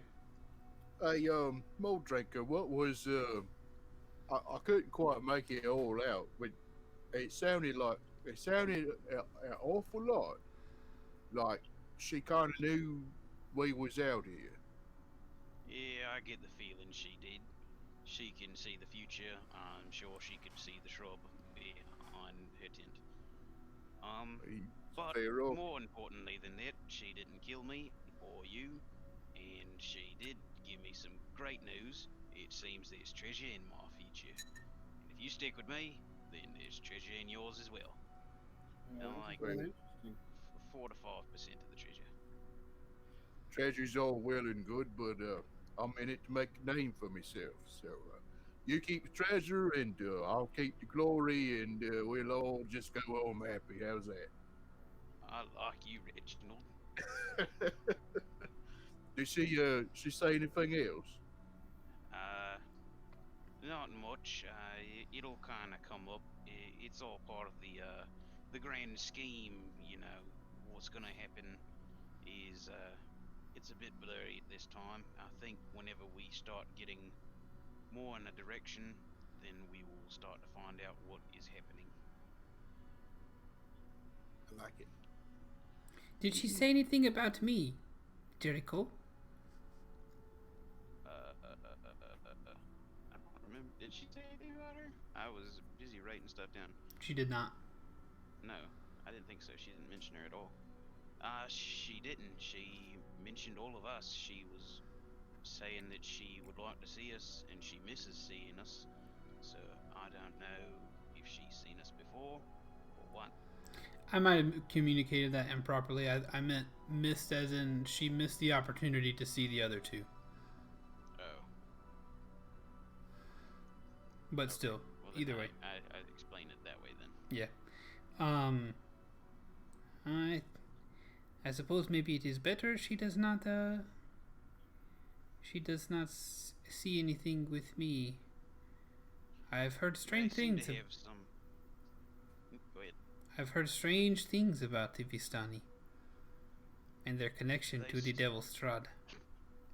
They call him their lord, and no one else seems to enjoy that perspective, but they did seem to be pleased. But I will say that the madam said that we would be here to free her, or she said if we are here to free them from the Devil Strahd. So I do wonder if they are as happy to be subservient as they seem to be. Well, she never said the Devil Strahd, honestly. She said the enemy. If there is anyone who is our enemy here, it is the Devil Strahd. I can assure you of this. Anyway, I think we should probably move on now. I agree. It will be nighttime soon. I'm 100% with Durmon on this one. I think we need to get on the move, so to speak. Alright, onward to safety, and for Durmon and I, some treasure, and for Reginald, all the glory you can carry. A win for everyone. I've only got the one bag, so better be some good glory. Find more glory, Very you high can have quality. mine. Looking for like the densest glory I can find. That's what I'm needing. All right, I think with on the key phrase of densest glory, that might be our episode for this evening. Woo! Woo! Good job, everybody. We Oh, live. that was a lot of talking. Yeah, it was. So for the podcast purposes, thank you for listening to this. If you have, I bet it's doubtful that you've made it through this 2-hour and 45-minute podcast. But if you like listening to Dungeon Boys, you can follow me on Twitter at Tank Media Games, and you can find a link to our Discord server where you can comment about Dungeon Boys in there, and we can chat with you about that. You can send an email to tankmediagames@gmail.com if you're interested, and otherwise just thank you, or maybe leave a review if you're on iTunes. That'd be cool. But other than that, thank you for listening. It means a lot that you would do that, so we will hopefully see you next time. Please remember, podcast folk, that we love you very, very much. Toodles. Bye. Later. All right, we have stopped the podcast recording.